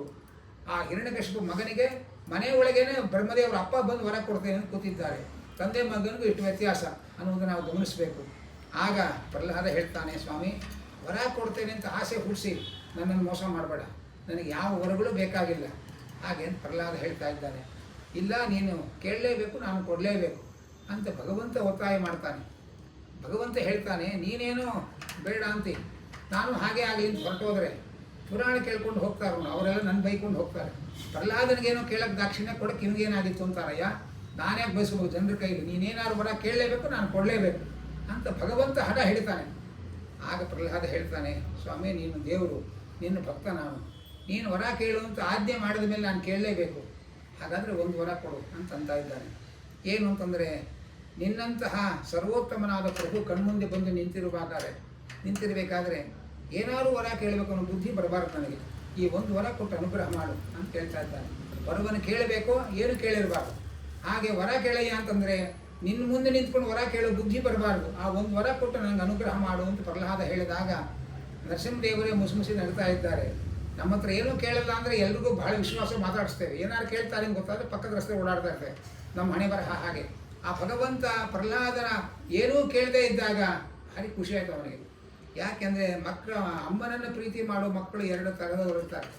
ಒಬ್ಬರಿಗೆ ಅಮ್ಮ ಬೇಕು, ಯಾಕೆಂದರೆ ಅಮ್ಮ ಅನ್ನ ಹಾಕ್ತಾಳೆ, ಊಟ ಹಾಕ್ತಾಳೆ, ಅನ್ನಕ್ಕೋಸ್ಕರ ಅಮ್ಮನನ್ನು ಪ್ರೀತಿ ಮಾಡುವ ಮಕ್ಕಳಿರ್ತಾರೆ, ಅವರು ಸೆಕೆಂಡ್ ಗ್ರೇಡ್ ಅವರು. ಇನ್ನು ಅಮ್ಮನನ್ನು ಅಮ್ಮ ಅನ್ನೋ ಕಾರಣಕ್ಕೆ ಪ್ರೀತಿ ಮಾಡೋ ಮಕ್ಕಳಿರ್ತಾರೆ. ಅಮ್ಮನನ್ನು ಅಮ್ಮ ಇನ್ಯಾರು ನಾವು ಅಮ್ಮನಕ್ಕೆ ಸಾಧ್ಯ, ಆದ್ದರಿಂದ ಅಮ್ಮನನ್ನು ಅಮ್ಮ ಅನ್ನೋ ಕಾರಣಕ್ಕೆ ಪ್ರೀತಿ ಮಾಡೋರು ಎ ಗ್ರೇಡ್ ಹುಡುಗರು ಅಪರೂಪಕ್ಕೆ ಸಿಗ್ತಾರೆ. ಹಾಗೆ ಭಗವಂತ ನಮಗೆ ಬೇಕು, ಯಾಕೆಂದರೆ ಮೋಕ್ಷ ಕೊಡ್ತಾನೆ. ಈಗ ಮೋಕ್ಷಕ್ಕೋಸ್ಕರ ದೇವರು ಬೇಕು ಅನ್ನೋರು ಎರಡನೇ ದರ್ಜೆ ಭಕ್ತರು. ನಮಗೆ ಮೋಕ್ಷವೂ ಬೇಡ, ದೇವರೇ ಬೇಕು ನಮಗೆ. ಈ ಮೋಕ್ಷಕ್ಕೆ ಯಾಕೆಂದರೆ ಮೋಕ್ಷ ದೇವರು ಸಿಗ್ತಾನೆ, ಅದಕ್ಕೆ ನಮ್ಮ ಮೋಕ್ಷ ಅಷ್ಟೇ ಅಂತ ದೇವರನ್ನೇ ಬೇಕು ಅಂತ ಅಪೇಕ್ಷೆ ಪಡೋರು ಏಕಾಂತ ಭಕ್ತರು ಅಂತ ಶಾಸ್ತ್ರದಲ್ಲಿ ಕರೀತಾರೆ. ಅಂತಹ ಏಕಾಂತ ಭಕ್ತರೇ ನಮ್ಮ ಪ್ರಹ್ಲಾದನು ಒಬ್ಬ. ಆ ಸಂದರ್ಭದಲ್ಲಿ ಭಗವಂತ ಬಹಳ ಸಂತೋಷ ಆಯ್ತಯ್ಯ, ನೀನೇನು ಕೇಳಲ್ಲ ಅಂತ ನನಗೆ ಗೊತ್ತು, ಅದು ಜಗತ್ತಿಗೆ ಗೊತ್ತಾಗಲಿ ಅಂತ ನಾನು ವರ ಕೇಳು ಅಂತ ಹಠ ಮಾಡಿದೆ ಹಾಗೆ ಪ್ರಹ್ಲಾದ ಹೇಳ್ತಾನೆ. ಆಮೇಲೆ ಪ್ರಹ್ಲಾದ ಹೇಳ್ತಾನೆ, ಭಗವಂತ ಇನ್ನೊಂದು ವರ ಕೊಡು ಅಂತ ಕೇಳ್ತಾನೆ. ನಮಗನ್ಸ ಸ್ವಲ್ಪ ನಮ್ಮ ಲೇನಿಗೆ ಬರ್ತಾ ಇದ್ದಾನೆ ಪ್ರಹ್ಲಾದ ಹಾಗೆ ಅಂತ ಅನಿಸುತ್ತೆ. ಏನು ವರ ಕೇಳ್ದ? ಶಾಸ್ತ್ರದಲ್ಲಿ ನಿನ್ನ ಭಕ್ತರಿಗೆ ಯಾರು ದ್ರೋಹ ಮಾಡ್ತಾರೆ ಅವರಿಗೆ ನಾನಾ ನರಕ ಯಾತನೆಗಳಿದೆ ಅಂತ ಹೇಳ್ತಾರೆ. ನನ್ನನ್ನು ನಿನ್ನ ಭಕ್ತ ಅನ್ನೋ ಕಾರಣಕ್ಕೆ ನಮ್ಮಪ್ಪ ಬೇಕಾದಷ್ಟು ಹಿಂಸೆ ಕೊಟ್ಟಿದ್ದಾನೆ, ನನಗೆ ಹಿಂಸೆ ಕೊಟ್ಟ ಅಂತ ನಮ್ಮ ಅಪ್ಪನನ್ನು ನರಕಕ್ಕೆ ಹಾಕಬೇಡ, ಅವನನ್ನು ಉದ್ಧಾರ ಮಾಡು ಹಾಗೆ ಅಂತ ಪ್ರಹ್ಲಾದ ಕೇಳ್ತಾ ಇದ್ದಾನೆ. ನಮಗೆ ಅಂಥ ಅಪ್ಪ ಇಂಥ ದೇವರು ಸಿಕ್ಕಿದ್ರೆ ಬರೋ ಜನ್ಮಕ್ಕೆ ನಮ್ಮ ಅಪ್ಪ ನಮ್ಮ ಮಗನಾಗಿ ಹುಟ್ಟಿ ಹಳೆ ಬಾಕಿಯಲ್ಲಿ ತೀರಿಸ್ಕೊಳ್ಕೊಂಡು ಅವಕಾಶ ಮಾಡ್ಕೊಂಡು ಕೇಳ್ತಾ ಇದ್ವಿ. ಆದರೆ ತನ್ನನ್ನು ಕೊಲ್ಲುವ ಪ್ರಯತ್ನ ಮಾಡಿದ ಅಪ್ಪನನ್ನು ನನ್ನನ್ನು ಕೊಲ್ಲುವ ಪ್ರಯತ್ನ ಮಾಡಿದ ಅಂತ ಅವನಿಗೆ ಅನರ್ಥ ಆಗೋದು ಬೇಡ, ಅವನು ಒಬ್ಬ ಜೀವ, ಅವನನ್ನು ರಕ್ಷಣೆ ಮಾಡುವಂತ ಪ್ರಹ್ಲಾದ ದೇವರಲ್ಲಿ ಕೇಳ್ತಾ ಇದ್ದಾನೆ. ಅದಕ್ಕೆ ಭಗವಂತ ನಗ್ತಾ ಇದ್ದಾನೆ, ಮಗು ಇದನ್ನು ನೀವು ಹೊರವಾಗಿ ಕೇಳಬೇಕಾಗೇ ಇಲ್ಲ. ಯಾವತ್ತು ನನ್ನ ಪ್ರಹ್ಲಾದನ ಅಪ್ಪ ಆದ್ನವನು ಅವತ್ತೇ ಅವನನ್ನು ಉದ್ಧಾರ ಮಾಡಿದ್ದೇನೆ ನಾನು, ನೀನು ಒಬ್ಬನನ್ನಲ್ಲ, ನೀನು ಒಬ್ಬ ಅಪ್ಪನ ಬಗ್ಗೆ ಯೋಚನೆ ಮಾಡ್ತಾ ಇದ್ದಿ. ಅಲ್ಲಿ ಶಾಸ್ತ್ರ ಭಾಗವತರು ಹೇಳ್ತಾರೆ, ನಿನ್ನ ಹಿಂದೆ 21 ತಲೆ ಉದ್ಧಾರ ಆಗಿದೆ, ಯೋಚನೆ ಮಾಡಬೇಡ ಅಂತ ಇದ್ದಾನೆ. ಆದರೆ 21 ತಲೆನೇ ಇಲ್ಲ. ಯಾಕೆಂದರೆ ಭಗವಂತನ ಮಗ ಬ್ರಹ್ಮದೇವರ ಮಗ ಮರೀಚಿಗಳ ಮಗ ಕಶ್ಯಪನ ಮಗ ಹಿರಣ್ಯಕಶಿಪು, 21 ತಲೆ ಇಲ್ಲಿದೆ ಅಂತಂದರೆ ಅದಕ್ಕೆ ಹೇಳ್ತಾರೆ ಹಾಗಲ್ಲ, ಪ್ರಹ್ಲಾದ ಎಷ್ಟು ಬಾರಿ ಹುಡ್ತಾನೆ, ಯಾರ್ಯಾರು ಅವನಿಗೆ ತಂದೆಯರಾಗ್ತಾರೆ ಅವರೆಲ್ಲರನ್ನೂ ನಾನು ಉದ್ಧಾರ ಮಾಡಿದ್ದೇನೆ ಅಂತ ನರಸಿಂಹದೇವರ ಮಾತಿನ ಅರ್ಥ ಹಾಗೆ ಅಂತ ಇದ್ದಾರೆ. ಆದರೆ ಮಕ್ಕಳು ಪ್ರಹ್ಲಾದ ಧ್ರುವ ಎಲ್ಲ ಆದರೆ ಅದರಿಂದ ಅವರ ಅಪ್ಪ ಅಮ್ಮಂದರು ಉದ್ಧಾರ ಆಗ್ತಾರೆ ಎಂದು ಶಾಸ್ತ್ರ ಹೇಳುತ್ತೆ. ಧ್ರುವನ ಚರಿತ್ರೆಯೊಳಗೂ ಬರುತ್ತೆ. ಧ್ರುವ ಪ್ರಾರ್ಥನೆ ಮಾಡ್ತಾನೆ, ನಮ್ಮಮ್ಮ ನನ್ನನ್ನು ಕಾಡಿಗೆ ಕಳಿಸ್ತವಳು, ಅವಳು ಒಂದು ಒಳ್ಳೇದೇನಾರು ಆಗಬೇಕು ಸ್ವಾಮಿ ಅಂತ ಕೇಳಿದ್ರು. ಭಗವಂತ ಅದು ಆಕಾಶ ತೋರಿಸೋರು, ನಿನಗಿಂತ ಮುಂಚೆ ಅವಳು ವಿಮಾನದಲ್ಲಿ ಹೋಗ್ತಾ ಇಲ್ಲ ನೋಡು, ಬಟ್ ಅವಳನ್ನ ಕಳಿಸ ನಾನು ನಿನಗೆ ವ್ಯವಸ್ಥೆ ಮಾಡ್ಬೋದು ಹಾಗೆ ಅಂತಾನೆ. ಹಾಗಾಗಿ ಮಕ್ಕಳು ರಾಮಾಯಣದಲ್ಲೂ ಇದೇ ಪ್ರಸಂಗ ಬರುತ್ತೆ. ರಾಮಾಯಣದಲ್ಲಿ ಬ್ರಹ್ಮದೇವರಿಗೆ ಭಗವಂತ ಹೇಳ್ತಾನೆ, ನಾನು ಅವತಾರ ಮುಗಿಸ್ಕೊಂಡು ಹೋಗಬೇಕಾದ್ರೆ ನನ್ನ ಅವತಾರ ಕಾಲದಲ್ಲಿ ಯಾರ್ಯಾರು ಏನೇನು ಸೇವೆ ಮಾಡಿದ್ದಾರೆ, ಏನೇನು ತೊಂದರೆ ಮಾಡಿದ್ದಾರೆ ಅವರೆಲ್ಲರೂ ಪಟ್ಟಿ ಓದಿ ಯಾರ್ಯಾರಿಗೆ ಏನೇನು ಗತಿ ಏರ್ಪಾಡಾಗಿದೆ ಅಂತ ಲೀಸ್ಟ್ ಮಾಡಿಕೊಂಡ್ರು ನಾನು ಕೇಳ್ತೀನಿ ಅಂತ ಬ್ರಹ್ಮದೇವರಿಗೆ ರಾಮದೇವರು ಹೇಳಿದ್ರಂತೆ. ಕೊನೆ ಒಳಗೆ ಎಲ್ಲ ಕೇಳಿದ್ರು, ರಾಮದೇವರು ಕೇಳಿದ್ರು, ಅವರೆಲ್ಲ ಪಟ್ಟಿ ಹೇಳ್ತಾ ಬಂದರು. ಎಲ್ರಿಗೂ ಕೂಡ ಭಾರಿ ಕ್ಯೂರಿಯಾಸಿಟಿ, ಆಸಕ್ತಿ ಎಲ್ಲಿ ಅಂದರೆ ಕೈಕೇಯಿಗೆ ಏನು ಗತಿಯಾಗಿದೆ ಅಂತ. ಯಾಕೆಂದ್ರೆ 3 ದಿನ ಹೆಂಗಸರಿಂದಲೇ ರಾಮಾಯಣ ಆಗಿದ್ದು, ಮಂಥರೆ, ಕೈಕೇಯಿ, ಶೂರ್ಪಣಖೆ. ಎಲ್ಲ ಮನೆಗಳಲ್ಲಂತಲ್ಲ, ರಾಮಾಯಣದಲ್ಲಿ ಆಗೋದಂತೂ ಇಷ್ಟೇ. ಹಾಗಾಗಿ ರಾಮನನ್ನು ಕಾಡಿಗಟ್ಟದವಳು ಕೈಕೇಯಿ, ಅವಳಿಗೆ ಏನು ಯಾವ ನರಕ ಹಾಗೆ ಅಂತ ಎಲ್ಲರೂ ಕಾಯ್ತಾಯಿದ್ರು. ಆದರೆ ಪ್ರಹ್ಲಾದ ಹೇಳ್ದ, ನಮ್ಮ ಬ್ರಹ್ಮದೇವರು ಹೇಳಿದ್ರು ಕೈಕೇಯಿಗೆ ಸದ್ಗತಿ ಕೊಟ್ಟಿದ್ದೇನೆ ಹಾಗೆ ಅಂತಂದರು. ಆವಾಗ ಜನ ಅಂದ್ಕೊಂಡ್ರು ಏನೋ ಲೀಸ್ಟ್ ದೊಡ್ಡದಾಗಿ ಸ್ವಲ್ಪ ಕನ್ಫ್ಯೂಷನ್ ಆಗೋಗಿದೆ ಬ್ರಹ್ಮದೇವರು ಪಾಪ ಹಾಗೆ ಅಂತ ಅಂದ್ಕೊಂಡ್ರು. ಆಗ ಬ್ರಹ್ಮದೇವರು ಹೇಳ್ತಾರೆ, ಸೂತ್ವಾದು ಭರತಂ ನೈಷ ದುರ್ಗತಿಂ ತಾತ ಗಚ್ಚತಿ. ಭರತನ ತಾಯಿ ಅಂತ ನೋಡಿ ನಾನು ಅವನಿಗೆ ಉತ್ತಮ ಗತಿ ಕೊಟ್ಟಿದ್ದೇನೆ ಕೈಕೇಯಿಗೆ. ರಾಮನನ್ನು ಕಾಡಿಗಟ್ಟದವಳು ಅಂತ ನಾನು ನೋಡಲಿಲ್ಲ, ರಾಮನಿಗೋಸ್ಕರ ತ್ಯಾಗ ಮಾಡಿದ ಭರತನ ತಾಯಿ ಅಂತ ನೋಡಿ ಅವಳಿಗೆ ಸದ್ಗತಿ ಕೊಟ್ಟಿದ್ದೇನೆ ಅಂತ ಬ್ರಹ್ಮದೇವರು ಹೇಳಿದರು. ಇದು ಮಕ್ಕಳು ಒಳ್ಳೆಯ ಸಂಸ್ಕಾರ ಸಂಪನ್ನರಾದರೆ ಅದರಿಂದ ತಂದೆ ತಾಯಿಗಳಿಗೆ ಸದ್ಗತಿ ಆಗುತ್ತೆ, ಉತ್ತಮವಾಗುತ್ತೆ ಅನ್ನೋದನ್ನು ಇಲ್ಲಿಯೂ ಕೂಡ ಹೇಳ್ತಾ ಇದ್ದಾರೆ. ಇಷ್ಟೆಲ್ಲ ಹೇಳಿ ಕೊನೆಗೆ ಭಗವಂತ ಬ್ರಹ್ಮದೇವರ ಕೈಯಲ್ಲಿ ಆ ಪ್ರಹ್ಲಾದನಿಗೆ ಪಟ್ಟಾಭಿಷೇಕ ಮಾಡ್ತಾರೆ. ಭಗವಂತ ಹೇಳಿದ, ನೋಡಪ್ಪ, ನೀನು ನನ್ನ ಮಂಗಳ ಚರಿತ್ರೆಗಳನ್ನೆಲ್ಲ ಶ್ರವಣ ಮಾಡ್ತಾ ಸಂತೋಷವಾಗಿರು. ಅನೇಕ ವರ್ಷಗಳ ಕಾಲ ಈ ಮನ್ವಂತರ ಪೂರ್ತಿ ನೀನು ಈ ಸಾಮ್ರಾಜ್ಯದ ಸುಖವನ್ನು ಅನುಭವಿಸು. ಮುಂದೆ ಭೋಗೇನ ಪುಣ್ಯಂ ಕುಶಲೇನ ಪಾಪಂ ಕಲೇವರಂ ಕಾಲಜವೇನ ಹಿತ್ವ ಕೀರ್ತಿಂ ವಿಶುದ್ಧಾಂ ಸುರಲೋಕ ಗೀತಾಂ ವಿತಾಯ ಮಾಮೇಶಸಿ ಮುಕ್ತಬಂಧ. ಎಲ್ಲ ಪ್ರಾರಬ್ಧ ಪುಣ್ಯವನ್ನು ಭೋಗದಿಂದ ಕಳ್ಕೊಂಡು, ಜಾಣತನದಿಂದ ಪಾಪವನ್ನು ಕಳ್ಕೊಂಡು, ಕಾಲದ ಪ್ರಭಾವದಿಂದ ಶರೀರವನ್ನು ಕಳ್ಕೊಂಡು, ಲೋಕದಲ್ಲಿ ದೇವತೆಗಳು ಕೊಂಡಾಡುವಂತಹ ಕೀರ್ತಿಯನ್ನು ಪಡೆದು ಮುಂದೆ ಎಲ್ಲ ಸಂಸಾರದ ಬಂಧನ ಕಳಚಿಕೊಂಡು ನನ್ನನ್ನು ಬಂದು ಸೇರ್ತಿ. ಸದ್ಯದಲ್ಲಿ ನೀನು ಇಲ್ಲಿ ಪಟ್ಟಾಭಿಷಿಕ್ತನಾಗಿ ಈ ಮನ್ವಂತರ ಪೂರ್ತಿ ರಾಜ್ಯಭಾರ ಮಾಡು ಹಾಗೆ ಅಂತ ನರಸಿಂಹದೇವರು ಆ ಪ್ರಹ್ಲಾದನಿಗೆ ಅನುಗ್ರಹ ಮಾಡಿದ್ದಾರೆ. ಇಂತಹ ಅದ್ಭುತವಾದಂತಹ ಮಂಗಳ ನರಸಿಂಹದೇವರ ಚರಿತ್ರೆಯನ್ನು ಯಾರು ಶ್ರವಣ ಮಾಡ್ತಾರೆ ಅವರು ಕರ್ಮ ಬಂಧನದಿಂದ ಬಿಡುಗಡೆ ಹೊಂದುತ್ತಾರೆ ಅನ್ನುವಂಥ ಮಾತನ್ನು ನರಸಿಂಹದೇವರೇ ಆ ಫಲವನ್ನು ಹೇಳ್ತಾರೆ. ಇಷ್ಟೆಲ್ಲ ಕಥೆ ಹೇಳಿದ ನಾರದರು ಧರ್ಮರಾಜರಿಗೆ ಹೇಳ್ತಾರೆ, ಎಂಥ ಪುಣ್ಯಾತ್ಮನಪ್ಪ ನೀವು ಅಂತ ಇದ್ದಾರೆ ಪಾಂಡವರಿಗೆ. ಯಾಕೆ ಅಂತಂದರೆ ನಿಮ್ಮ ಮನೆಯಲ್ಲಿ ಎಲ್ಲ ಋಷಿಮುನಿಗಳೆಲ್ಲ ಸಾವಿರಾರು ವರ್ಷ ತಪಸ್ಸು ಮಾಡಿ ದೇವರನ್ನು ಕಾಣಬೇಕು ಅಂತ ಯೋಚನೆ ಮಾಡ್ತಾರೆ. ಆದರೆ ಆ ಕೃಷ್ಣ ನಿಮ್ಮ ಮನೆಯೊಳಗೆ ನಿಮ್ಮ ಬಂಧುವಿನ ಹಾಗೆ ಬಂದು ತಿಂಗಳುಗಟ್ಟಲೆ ವರ್ಷಗಟ್ಟಲೆ ನಿಮ್ಮ ಮನೆಯೊಳಗೆ ಕೂತಿರ್ತಾನೆ. ಎಲ್ಲರೂ ಯಾವ ದೇವರನ್ನು ಹುಡ್ಕೊಂಡು ಹೋಗ್ತಾರೆ, ಆ ದೇವರು ಅವನೇ ಬಂದು ನಿಮ್ಮ ಮನೆಯಲ್ಲಿ ಕೂತಿರ್ತಾನೆ. ಆ ಕೃಷ್ಣ ಇದ್ದಾನೆ ಅಂತ ಹೇಳಿ ದೇವತೆಗಳು ಋಷಿಗಳೆಲ್ಲ ನಿಮ್ಮ ಮನೆಗೆ ಬರ್ತಾ ಇರ್ತಾರೆ. ಎಂಥ ಭಾಗ್ಯಶಾಲಿಗಳು ನೀವು ಹಾಗೆ ಅಂತ ನಾರದರು ಧರ್ಮರಾಜರನ್ನು ಕೊಂಡಾಡ್ತಾ ಇದ್ದಾರೆ. ಇದು ನಮಗೆಲ್ಲರಿಗೂ ಪಾಠ. ಯಾರ ಮನೆಯಲ್ಲಿ ಭಗವಂತನ ಭಕ್ತಿ, ಭಗವಂತನ ಭಜನೆ, ಭಗವಂತನ ಅರ್ಚನೆ ನಡೀತಾ ಇರುತ್ತೆ, ಅಲ್ಲಿ ಎಲ್ಲ ದೇವತೆಗಳ ಸನ್ನಿಧಾನ ಇರುತ್ತೆ. ಒಬ್ಬ ಕವಿ ಹೇಳ್ತಾನೆ, ಭವನ ಅಂತ ಸಂಸ್ಕೃತದಲ್ಲಿ ಮನೆಗೆ ಹೆಸರು. ಭವನ ಅಂದರೆ ಏನರ್ಥ? ಭಗವಂತ ಭಕ್ತಿ ಭಜನೆ ಎಲ್ಲ ಯಾರ ಮನೆಯಲ್ಲಿರುತ್ತೆ ಅದಕ್ಕೆ ಭವನ ಅಂತ ಹೆಸರು. ಅಲ್ಲಿರೋರನ್ನ ಮನುಷ್ಯರು ಅಂತ ಕರೀತಾರೆ. ಯಾರ ಮನೆಯಲ್ಲಿ ಭಗವಂತ ಇಲ್ಲ, ಭಕ್ತಿ ಇಲ್ಲ, ಭಜನೆ ಇಲ್ಲ, ಅವ್ರ ಮನೆ ಹೆಸರಲ್ಲಿ ಭಾ ತೆಗೆದರೆ ಉಳಿದದ್ದೇನೋ ಅದೇ ಅವ್ರ ಮನೆ. ಅಲ್ಲಿರೋರೇ ಇಲ್ಲಿರೋರೆಲ್ಲ ಹಾಗೆ ಅಂತ ಒಬ್ಬ ಕವಿ ಹೇಳ್ತಾನೆ. ಆದ್ದರಿಂದ ಆ ಭವನ ಅಂತ ಅನಿಸ್ಕೊಳ್ಬೇಕಾಗಿದ್ರೆ ಭಗವಂತನ ಸನ್ನಿಧಾನ ಇರಬೇಕು. ಆ ಭಗವಂತನೇ ನಿಮ್ಮ ಮನೆ ಒಳಗೆ ಬಂದು ತಿಂಗಳುಗಟ್ಟಲೆ ವಾಸ ಮಾಡ್ಕೊಂಡು ನಿಮ್ಮ ಜೊತೆಯಲ್ಲಿ ಅನುಗ್ರಹ ಮಾಡ್ತಾನೆ ಅಂತಂದರೆ ಎಂಥ ಪುಣ್ಯಾತ್ಮರು ನೀವು ಹಾಗೆ ಅಂತ ಹೇಳ್ತಾರೆ. ಅನಂತರ ಮುಂದೆ ನಾರದರಲ್ಲಿ ಧರ್ಮರಾಜರು ಇನ್ನೂ ಕೆಲವು ಧರ್ಮಗಳನ್ನೆಲ್ಲ ಕೇಳ್ತಾರೆ. ವರ್ಣಾಶ್ರಮ ಧರ್ಮಗಳನ್ನು ಹೇಳ್ತಾರೆ, ಭಾಗವತ ಧರ್ಮಗಳನ್ನು ಹೇಳ್ತಾರೆ, ಸ್ತ್ರೀ ಧರ್ಮವನ್ನು ಹೇಳಬೇಕು ಅಂತ ಕೇಳ್ತಾರೆ. ಅದಕ್ಕಾಗಿ ಸ್ತ್ರೀ ಧರ್ಮವನ್ನು ಹೇಳ್ತಾರೆ. ಸ್ತ್ರೀಣಾಂತು ಪತಿದೇವಾನಂ ತತ್ ಶುಶ್ರೂಷಾನುಕೂಲತ ತದ್ಬಂಧುಷು ಅನುವೃತ್ತಿಷ್ಟ ನಿತ್ಯಂ ತದ್ವ್ರತಧಾರಣಂ. ಸ್ತ್ರೀಯರಿಗೆ ಮುಖ್ಯವಾದ ಭಗವಂತನ ಸೇವೆ ಅಂದರೆ ಅವರು ಗಂಡ ಅನ್ನುವ ಪ್ರತಿಮೆಯಲ್ಲಿ ಭಗವಂತನ ಸೇವೆಯನ್ನು ಮಾಡಬೇಕು. ಪತಿ ಶುಶ್ರೂಷೆಯೇ ಅವರಿಗೆ ಪರಮಧರ್ಮ. ಬರೀ ಕೂಲಾಗಿದ್ದರೆ ಸಾಲದು, ಅನುಕೂಲ ಆಗಿರಬೇಕು ಗಂಡನಿಗೆ ಅನ್ನೋದನ್ನು ತಿಳಿಸ್ತಾ ಇದ್ದಾರೆ. ಹಾಗೆ ತದ್ಬಂಧುಷು ಅನುವೃತ್ತಿಶ್ಚ, ಆ ಗಂಡನ ಬಂಧುಗಳಲ್ಲಿಯೂ ಕೂಡ ಹಿತವಾಗಿ ಹೊಂದಿಕೊಂಡು ಬಾಳೋದು ಕಲ್ತ್ಕೋಬೇಕು. ಬೇರೆ ವ್ರತಗಳನ್ನು ಮಾಡೋಕ್ಕಾಗದೆ ಹೋದರೂ ಬೇರೆ ವಿಚಾರ. ಆದರೆ ಪಾತಿವ್ರತ್ಯ ಅನ್ನೋ ವ್ರತ ನಿತ್ಯದಲ್ಲಿ ಮೈಯೆಲ್ಲ ಎಚ್ಚರಿಕೆ ಇಟ್ಟುಕೊಂಡು ಅದನ್ನು ಪಾಲಿಸಬೇಕು. ಸಂಮಾರ್ಜನ ಉಪಲೇಪಾಭ್ಯಾಂ ಗೃಹಮಂಡನ ವರ್ತನೈ. ಮನೆಯನ್ನು ಕಸಗುಡಿಸಿ ಸಾರಿಸಿ ರಂಗವಲ್ಲಿಗಳನ್ನು ಹಾಕಿ ಮನೆಯನ್ನು ಸ್ವಚ್ಛವಾಗಿ ಇಟ್ಕೊಂಡಿರಬೇಕು. ಆ ಮನೆಯನ್ನು ಸ್ವಚ್ಛವಾಗಿ ಇಟ್ಕೊಂಡು ತಾನು ಭಯಂಕರವಾಗಿರಬಾರ್ದು. ಸ್ವಯಂಚ ಮಂಡಿತ ನಿತ್ಯಂ, ತಾನು ಅಲಂಕಾರ ಮಾಡಿಕೊಂಡು ಸ್ವಚ್ಛವಾಗಿರಬೇಕು. ಮತ್ತು ಈ ಕಾಲಕ್ಕೆ ಬಹಳ ಅವಶ್ಯಕತೆ ಇರೋದು ಹೇಳ್ತಾರೆ. ಪರಿಮೃಷ್ಟ ಪರಿಚ್ಛದ, ಮೈ ತುಂಬ ಹೆಣ್ಮಕ್ಳು ಬಟ್ಟೆ ಹಾಕ್ಕೊಂಡಿರಬೇಕು ಹಾಗೆ ಅಂತ ಹೇಳ್ತಾರೆ. ಗಂಡ ಏನು ಪ್ರಾಮಾಣಿಕವಾಗಿ ಏನು ಸಂಪಾದನೆ ಮಾಡ್ತಾನೆ ಅದರೊಳಗೆ ಸಂತೋಷವಾಗಿ ತೃಪ್ತಿಯಾಗಿರುವುದನ್ನು ಕಲಿಬೇಕು. ಧರ್ಮವನ್ನು ತಿಳಿದವಳಾಗಿರಬೇಕು. ಸತ್ಯವಾದ ಪ್ರಿಯವಾದ ಮಾತನ್ನು ಆಡ್ತಕ್ಕವಳಾಗಿರಬೇಕು. ಯಾವತ್ತೂ ಮೈ ಮರುವು ಇರಬಾರ್ದು ಅವಳಿಗೆ. ಆ ಗಂಡನನ್ನು ಬಹಳ ಎಚ್ಚರಿಕೆಯಿಂದ ನೋಡಿಕೊಳ್ಬೇಕು. ಯಾರು ಗಂಡನಲ್ಲಿ ದೇವರಿದ್ದಾನೆ ಎಂದು ತಿಳ್ಕೊಂಡು ಆ ಗಂಡನ ಸೇವೆಯನ್ನೇ ಭಗವಂತನ ಸೇವೆ ಅಂತ ಮಾಡ್ತಾರೆ, ಅವರು ಪರಲೋಕದಲ್ಲೂ ಕೂಡ ಗಂಡನ ಜೊತೆಯಲ್ಲಿ ಸಂತೋಷವಾಗಿರ್ತಾರೆ ಎಂಬ ಮಾತನ್ನು ತಿಳಿಸ್ತಾ ಇದ್ದಾರೆ. ಇದರ ಜೊತೆಯಲ್ಲಿ ಒಂದೆರಡು ಬೇರೆ ಕಡೆ ಬಂದಿರೋದನ್ನು ನಾವು ಸ್ಮರಣೆ ಮಾಡ್ಕೋಬೇಕು. ಮಹಾಭಾರತದಲ್ಲಿ ಒಂದು ಪ್ರಸಂಗ ಬರುತ್ತೆ. ಒಮ್ಮೆ ನಾರದರು ಮತ್ತು ದೇವೇಂದ್ರ ಗಂಗಾ ನದಿ ತೀರದಲ್ಲಿ ನಿಂತಿರ್ತಾರೆ. ಎದುರುಗಡೆಯಿಂದ ಒಂದು ದೊಡ್ಡ ಬೆಳಕಿನ ರಾಶಿ ನಡೆದುಕೊಂಡು ಬರ್ತಾ ಇರುತ್ತೆ. ಯಾರಿದು ಅಂತ ಅವರು ಕುತೂಹಲದಿಂದ ನೋಡ್ತಾ ಇರ್ತಾರೆ. ಹತ್ತಿರಕ್ಕೆ ಬಂದಾಗ ಅವರು ಸಾಕ್ಷಾತ್ ಮಹಾಲಕ್ಷ್ಮಿ ಬರ್ತಾ ಇದ್ದಾಳೆ. ಆ ಮಹಾಲಕ್ಷ್ಮಿ ಹೇಳ್ತಾಳೆ, ನಿಮ್ಮ ಮನೆಗೆ ನನ್ನನ್ನು ಸ್ವಾಗತ ಮಾಡಿಕೊಳ್ಳಿ ಹಾಗೆ ಅಂತ ಇದ್ದಾರೆ. ಬಹುಶಃ ಪುರಂದರದಾಸರು ನಾರದರಾಗಿದ್ದಾಗ ಆಗಲೇ ಭಾಗ್ಯದಲಕ್ಷ್ಮಿ ಬಾರಮ್ಮ ಅಂತ ಹಾಡಿದ್ರು ಏನು ಸಂಸ್ಕೃತದಲ್ಲಿ, ಆಮೇಲೆ ಕನ್ನಡದಲ್ಲಿ ಹಾಡಿದ್ರೆ ಕಾಣುತ್ತೆ ಗೊತ್ತಿಲ್ಲ. ಆಗ ನಾರದರು ದೇವೇಂದ್ರ ಲಕ್ಷ್ಮಿಯನ್ನು ಕೇಳ್ತಾರೆ, ಎಲ್ಲಿಂದ ಬರ್ತಾ ಇರೋದಮ್ಮ, ಏನು ಸಮಾಚಾರ ಅಂತ. ಆವಾಗ ಎಲ್ಲಿಂದ ಬಂದೆ, ಯಾತಕ್ಕೆ ಬಂದೆ ಅನ್ನೋದನ್ನು ಒಂದು 170 ಶ್ಲೋಕಗಳ ಒಂದು ಅಧ್ಯಾಯದಲ್ಲಿ ಹೇಳ್ತಾರೆ.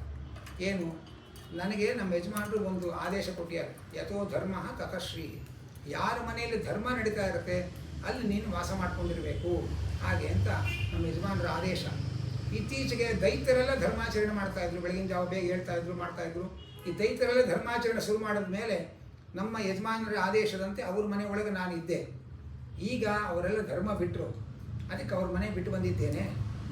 ಏನಾಯಿತು ಅವ್ರ ಮನೇಲಿ, ಅವಳು ಏನು ಕಾರಣ ಹೇಳ್ತಾಳೆ, ದೈತ್ಯರ ಮನೆ ಯಾಕೆ ಬಿಟ್ಟೆ ಅಂತ ಏನೇನು ಕಾರಣ ಹೇಳ್ತಾಳೆ, ಅದೆಲ್ಲ ನಮ್ಮ ಮನೆ ಕಥೆಗಳೇ ಹೇಳ್ತಾ ಇದ್ದಾಳೆ ಅಂತ ಅನಿಸೋಷ್ಟು ಯಥಾರ್ಥವಾಗಿ ಅಲ್ಲಿದೆ ಅನ್ನೋದನ್ನು ನಾವು ಗಮನಿಸ್ಬೇಕು. ಅವಳು ಹೇಳ್ತಾಳೆ, ದೈತ್ಯರ ಮನೆ ಯಾಕೆ ಬಿಟ್ಟೆ ಅಂದರೆ, ಬೆಳಗ್ಗೆ ಸೂರ್ಯೋದಯ ಆದರೂ ಯಾರೂ ಹೇಳ್ತಾ ಇರಲಿಲ್ಲ, ಸಾಯಂಕಾಲ ಸೂರ್ಯಾಸ್ತ ಆದರೂ ಯಾರೂ ಹೇಳ್ತಾ ಇರಲಿಲ್ಲ, ಮಲ್ಕೊಂಡಿರೋರು.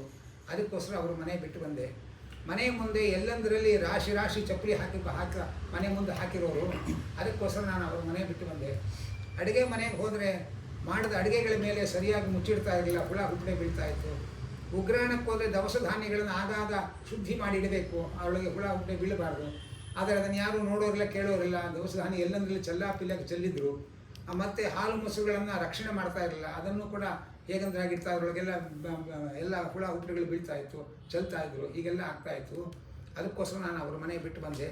ವಯಸ್ಸಾದವರು ಹಸಿವೆಯಿಂದ ಕಂಗೆಟ್ಟು ಕೂತಿದ್ರೆ ಆ ಹುಡುಗರು ಅವರು ಇಷ್ಟಕ್ಕೆ ಅವ್ರಿಗೆ ಏನೇನು ಬೇಕು ರುಚಿ ರುಚಿಯಾಗಿ ಮಾಡ್ಕೊಂಡು ಅವರಷ್ಟಕ್ಕೆ ಅವ್ರು ತಿಂತಾ ಇರೋರು. ದೊಡ್ಡವರ ವಯಸ್ಸಾದವರ ಯೋಗಕ್ಷೇಮಗಳನ್ನು ನೋಡ್ಕೊಳ್ತಾ ಇರಲಿಲ್ಲ.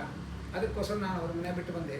ಮನೆಯಲ್ಲಿ ಸಂಧ್ಯಾ ವಂದನೆ, ದೇವತಾರ್ಚನೆ, ವೈಶ್ವದೇವ ನೈವೇದ್ಯ ಯಾವುದೂ ಆಗ್ತಾ ಇರಲಿಲ್ಲ, ಅದಕ್ಕೋಸ್ಕರ ಬಿಟ್ಟು ಬಂದೆ. ಮತ್ತು ಮಹಾಭಾರತ ಇವತ್ತಿನ ಕಾಲಕ್ಕೆ ರೆಲೆವೆಂಟಾ ಅಂತ ಕೇಳೋರಿಗೆ ಬಹಳ ರೆಲೆವೆಂಟ್ ಆದ ಒಂದು ಮಾತು ಹೇಳ್ತಾಳೆ ಮಹಾಲಕ್ಷ್ಮಿ. ಎಲ್ಲರ ಮನೆ ಹೆಣ್ಮಕ್ಳು ಹುಡುಗರು ವೇಷ ಹಾಕಕ್ಕೆ ಶುರು ಮಾಡಿದ್ರು, ಅದಕ್ಕೆ ನಾನು ಬಿಟ್ಟು ಬಂದೆ ಅಂತ. ಪುರುಷ ಸ್ತ್ರೀ ವೇಷಧಾರಿಣ, ಹುಡುಗರು ಹೆಣ್ಣಿನ ವೇಷ ಹಾಕೋಕ್ಕೆ ಶುರು ಮಾಡಿದ್ರು, ಗಂಡಸರೆಲ್ಲ ಹೆಣ್ಮಕ್ಳೆಲ್ಲ ಗಂಡಸರು ಡ್ರೆಸ್ ಹಾಕೋಕ್ಕೆ ಶುರು ಮಾಡಿದ್ರು. ಅದು ನೋಡಲಾರ್ದೆ ಅವ್ರ ಮನೆ ಬಿಟ್ಟು ಬಂದೆ ನಾನು ಅಂತ ಮಹಾಲಕ್ಷ್ಮಿ ಹೇಳ್ತಾರೆ. ಹೀಗೆ ಆ ನಂತರ ದೇವತೆಗಳು ಮಹಾಲಕ್ಷ್ಮಿ ಸ್ವಾಗತ ಮಾಡ್ಕೊತಾರೆ. ಅದು ಮುಂದಿನ ವಿಚಾರ. ಅಂತ ಯಾವ ಕಾರಣಕ್ಕೆ ಬಿಟ್ಟು ಬಂದ್ಲು ಅಂತ ಏನು ಹೇಳ್ತಾಳೆ ಅದೆಲ್ಲ ನಮ್ಮ ಮನೆ ಕಥೆಗಳನ್ನೇ ಹೇಳ್ತಾ ಇದ್ದಾಳೆ ಅಂತ ಅನಿಸೋಷ್ಟರ ಮಟ್ಟಿಗೆ ಮಹಾಲಕ್ಷ್ಮಿ ಅದನ್ನು ನಿರೂಪಣೆ ಮಾಡ್ತಾ ಇದ್ದಾಳೆ. ಅನಂತರ ಅಧಿಕ ಮಾಸ ಮಹಾತ್ಮೆ ಒಳಗೆ ಇವಳಿಗೇನೆ ಮಹಾಭಾರತ ಇನ್ನೊಂದು ಪ್ರಸಂಗ ಬರುತ್ತೆ. ಒಮ್ಮೆ ರುದ್ರದೇವರು ಪಾರ್ವತಿಗೆ ನೀನು ಇವತ್ತು ಪ್ರವಚನ ಮಾಡಬೇಕು, ನಾನು ಕೇಳಬೇಕು ಅಂತ ಶುರು ಮಾಡ್ತಾರೆ. ಪಾರ್ವತಿ ಹೇಳ್ತಾಳೆ, ನೀವು ಸರ್ವಜ್ಞರು, ನಿಮ್ಮ ಮುಂದೆ ನಾನೇನು ಪ್ರವಚನ ಮಾಡೋದು ಕೂತ್ಕೊಂಡು, ನೀವು ಪ್ರವಚನ ಮಾಡಿ ನಾನು ಕೇಳ್ತೇನೆ ಹಾಗೆ ಅಂತಾರೆ. ಇಲ್ಲೆಲ್ಲ ಗಂಡನಾಗಿ ನಾನು ಆಜ್ಞೆ ಮಾಡ್ತಾ ಇದ್ದೇನೆ, ಇವತ್ತು ನೀನು ಪ್ರವಚನ ಮಾಡಬೇಕು, ನಾನು ಕೇಳಬೇಕು ಅಂತ ಹೇಳ್ತಾರೆ. ಗಂಡನ ಮಾತಿಗೆ ಬೆಲೆ ಕೊಡೋ ಕಾಲ ಅದು. ಹಾಗಾಗಿ ಪಾರ್ವತಿಗೆ ಬಹಳ ಇಕ್ಕಟ್ಟಾಗುತ್ತೆ. ಪಾರ್ವತಿ ಗಂಗೆ, ಗೋದಾವರಿ, ಕಪಿಲ, ಕಾವೇರಿ ಎಲ್ಲ ನದಿ ದೇವತೆಗಳನ್ನು ಸ್ಮರಣೆ ಮಾಡ್ಕೊಳ್ತಾಳೆ. ಎಲ್ಲ ನದಿ ದೇವತೆಗಳು ಬಂದರು, ಯಾಕಮ್ಮ ನಮ್ಮನ್ನು ನೆನೆಸ್ಕೊಂಡು ಏನು ಕೇಳಿದ್ರು. ಯಾಕೋ ಯಜಮಾನರು ಇದ್ದಕ್ಕಿದ್ದ ಬೆಳಗ್ಗಿಂದ ಒಂದು ಹಠಕ್ಕೆ ಬಿದ್ದಿದ್ದಾರೆ, ನಾನು ಪ್ರವಚನ ಮಾಡಬೇಕಂತೆ, ಅದಕ್ಕೆ ನಿಮ್ಮ ಜೊತೆ ಸ್ವಲ್ಪ ಡಿಸ್ಕಸ್ ಮಾಡಿ ಮಾತಾಡೋಣ ಅಂತ ನಾನು ನಿಮ್ಮನ್ನೆಲ್ಲ ಕರೆದೆ ಹಾಗೆ ಅಂತ ಅಂದ್ಲು. ಅದಕ್ಕೆ ನದಿ ದೇವತೆಗಳು ಹೇಳಿದ್ರು, ಅಲ್ಲಮ್ಮ ನಾವೆಲ್ಲ ಭಜನಾ ಮಂಡಳಿಗೆ ಹೋದರೆ ಮತಿ ಪರಿಹರಿಸುವಳು ಪಾರ್ವತಿ ದೇವಿ ಅಂತ ಹಾಡ್ಕೊಂಡು ಬರ್ತೇವೆ, ನಾವು ನಿನಗೇನು ಹೇಳ್ಕೊಡೋಕ್ಕೆ ಸಾಧ್ಯ, ನಿನ್ನ ಪ್ರವಚನ ಕೇಳಕ್ಕೆ ಬಂದಿದ್ದೇವೆ ಅಷ್ಟೇ ನಾವು ಹಾಗೆ ಅಂತಾರೆ. ಏನು ಪ್ರವಚನ? ಸಬ್ಜೆಕ್ಟ್ ಕೊಟ್ಟಿದ್ದಾರೆ, ಸುಮ್ಮನೆ ಪ್ರವಚನ ಅಲ್ಲ, ಸ್ತ್ರೀ ಧರ್ಮದ ಬಗ್ಗೆ ಪ್ರವಚನ ಮಾಡಬೇಕು ಅಂತ. ಯಾಕೆಂದರೆ ಗಂಡಸರು ಆರಾಮಾಗಿ ಕೂತ್ಕೊಂಡು ಸ್ತ್ರೀ ಧರ್ಮ ಹೇಳ್ತಾ ಇದ್ದಾರೆ, ಹೆಂಗಸರು ಒಳಗೊಳಗೆ ಅನ್ಸೋದು ಮನೆಗೆ ಬರಲಿಕ್ಕೆ ಗೊತ್ತಾಗುತ್ತೆ ಇವ್ರಿಗೆ, ಆರಾಮಾಗಿ ಕೂತ್ಕೊಂಡು ಹೇಳ್ತಾರೆ ಇವರು ಹಾಗೆ ಅಂತ ಅನಿಸ್ತಾ ಇರುತ್ತೆ.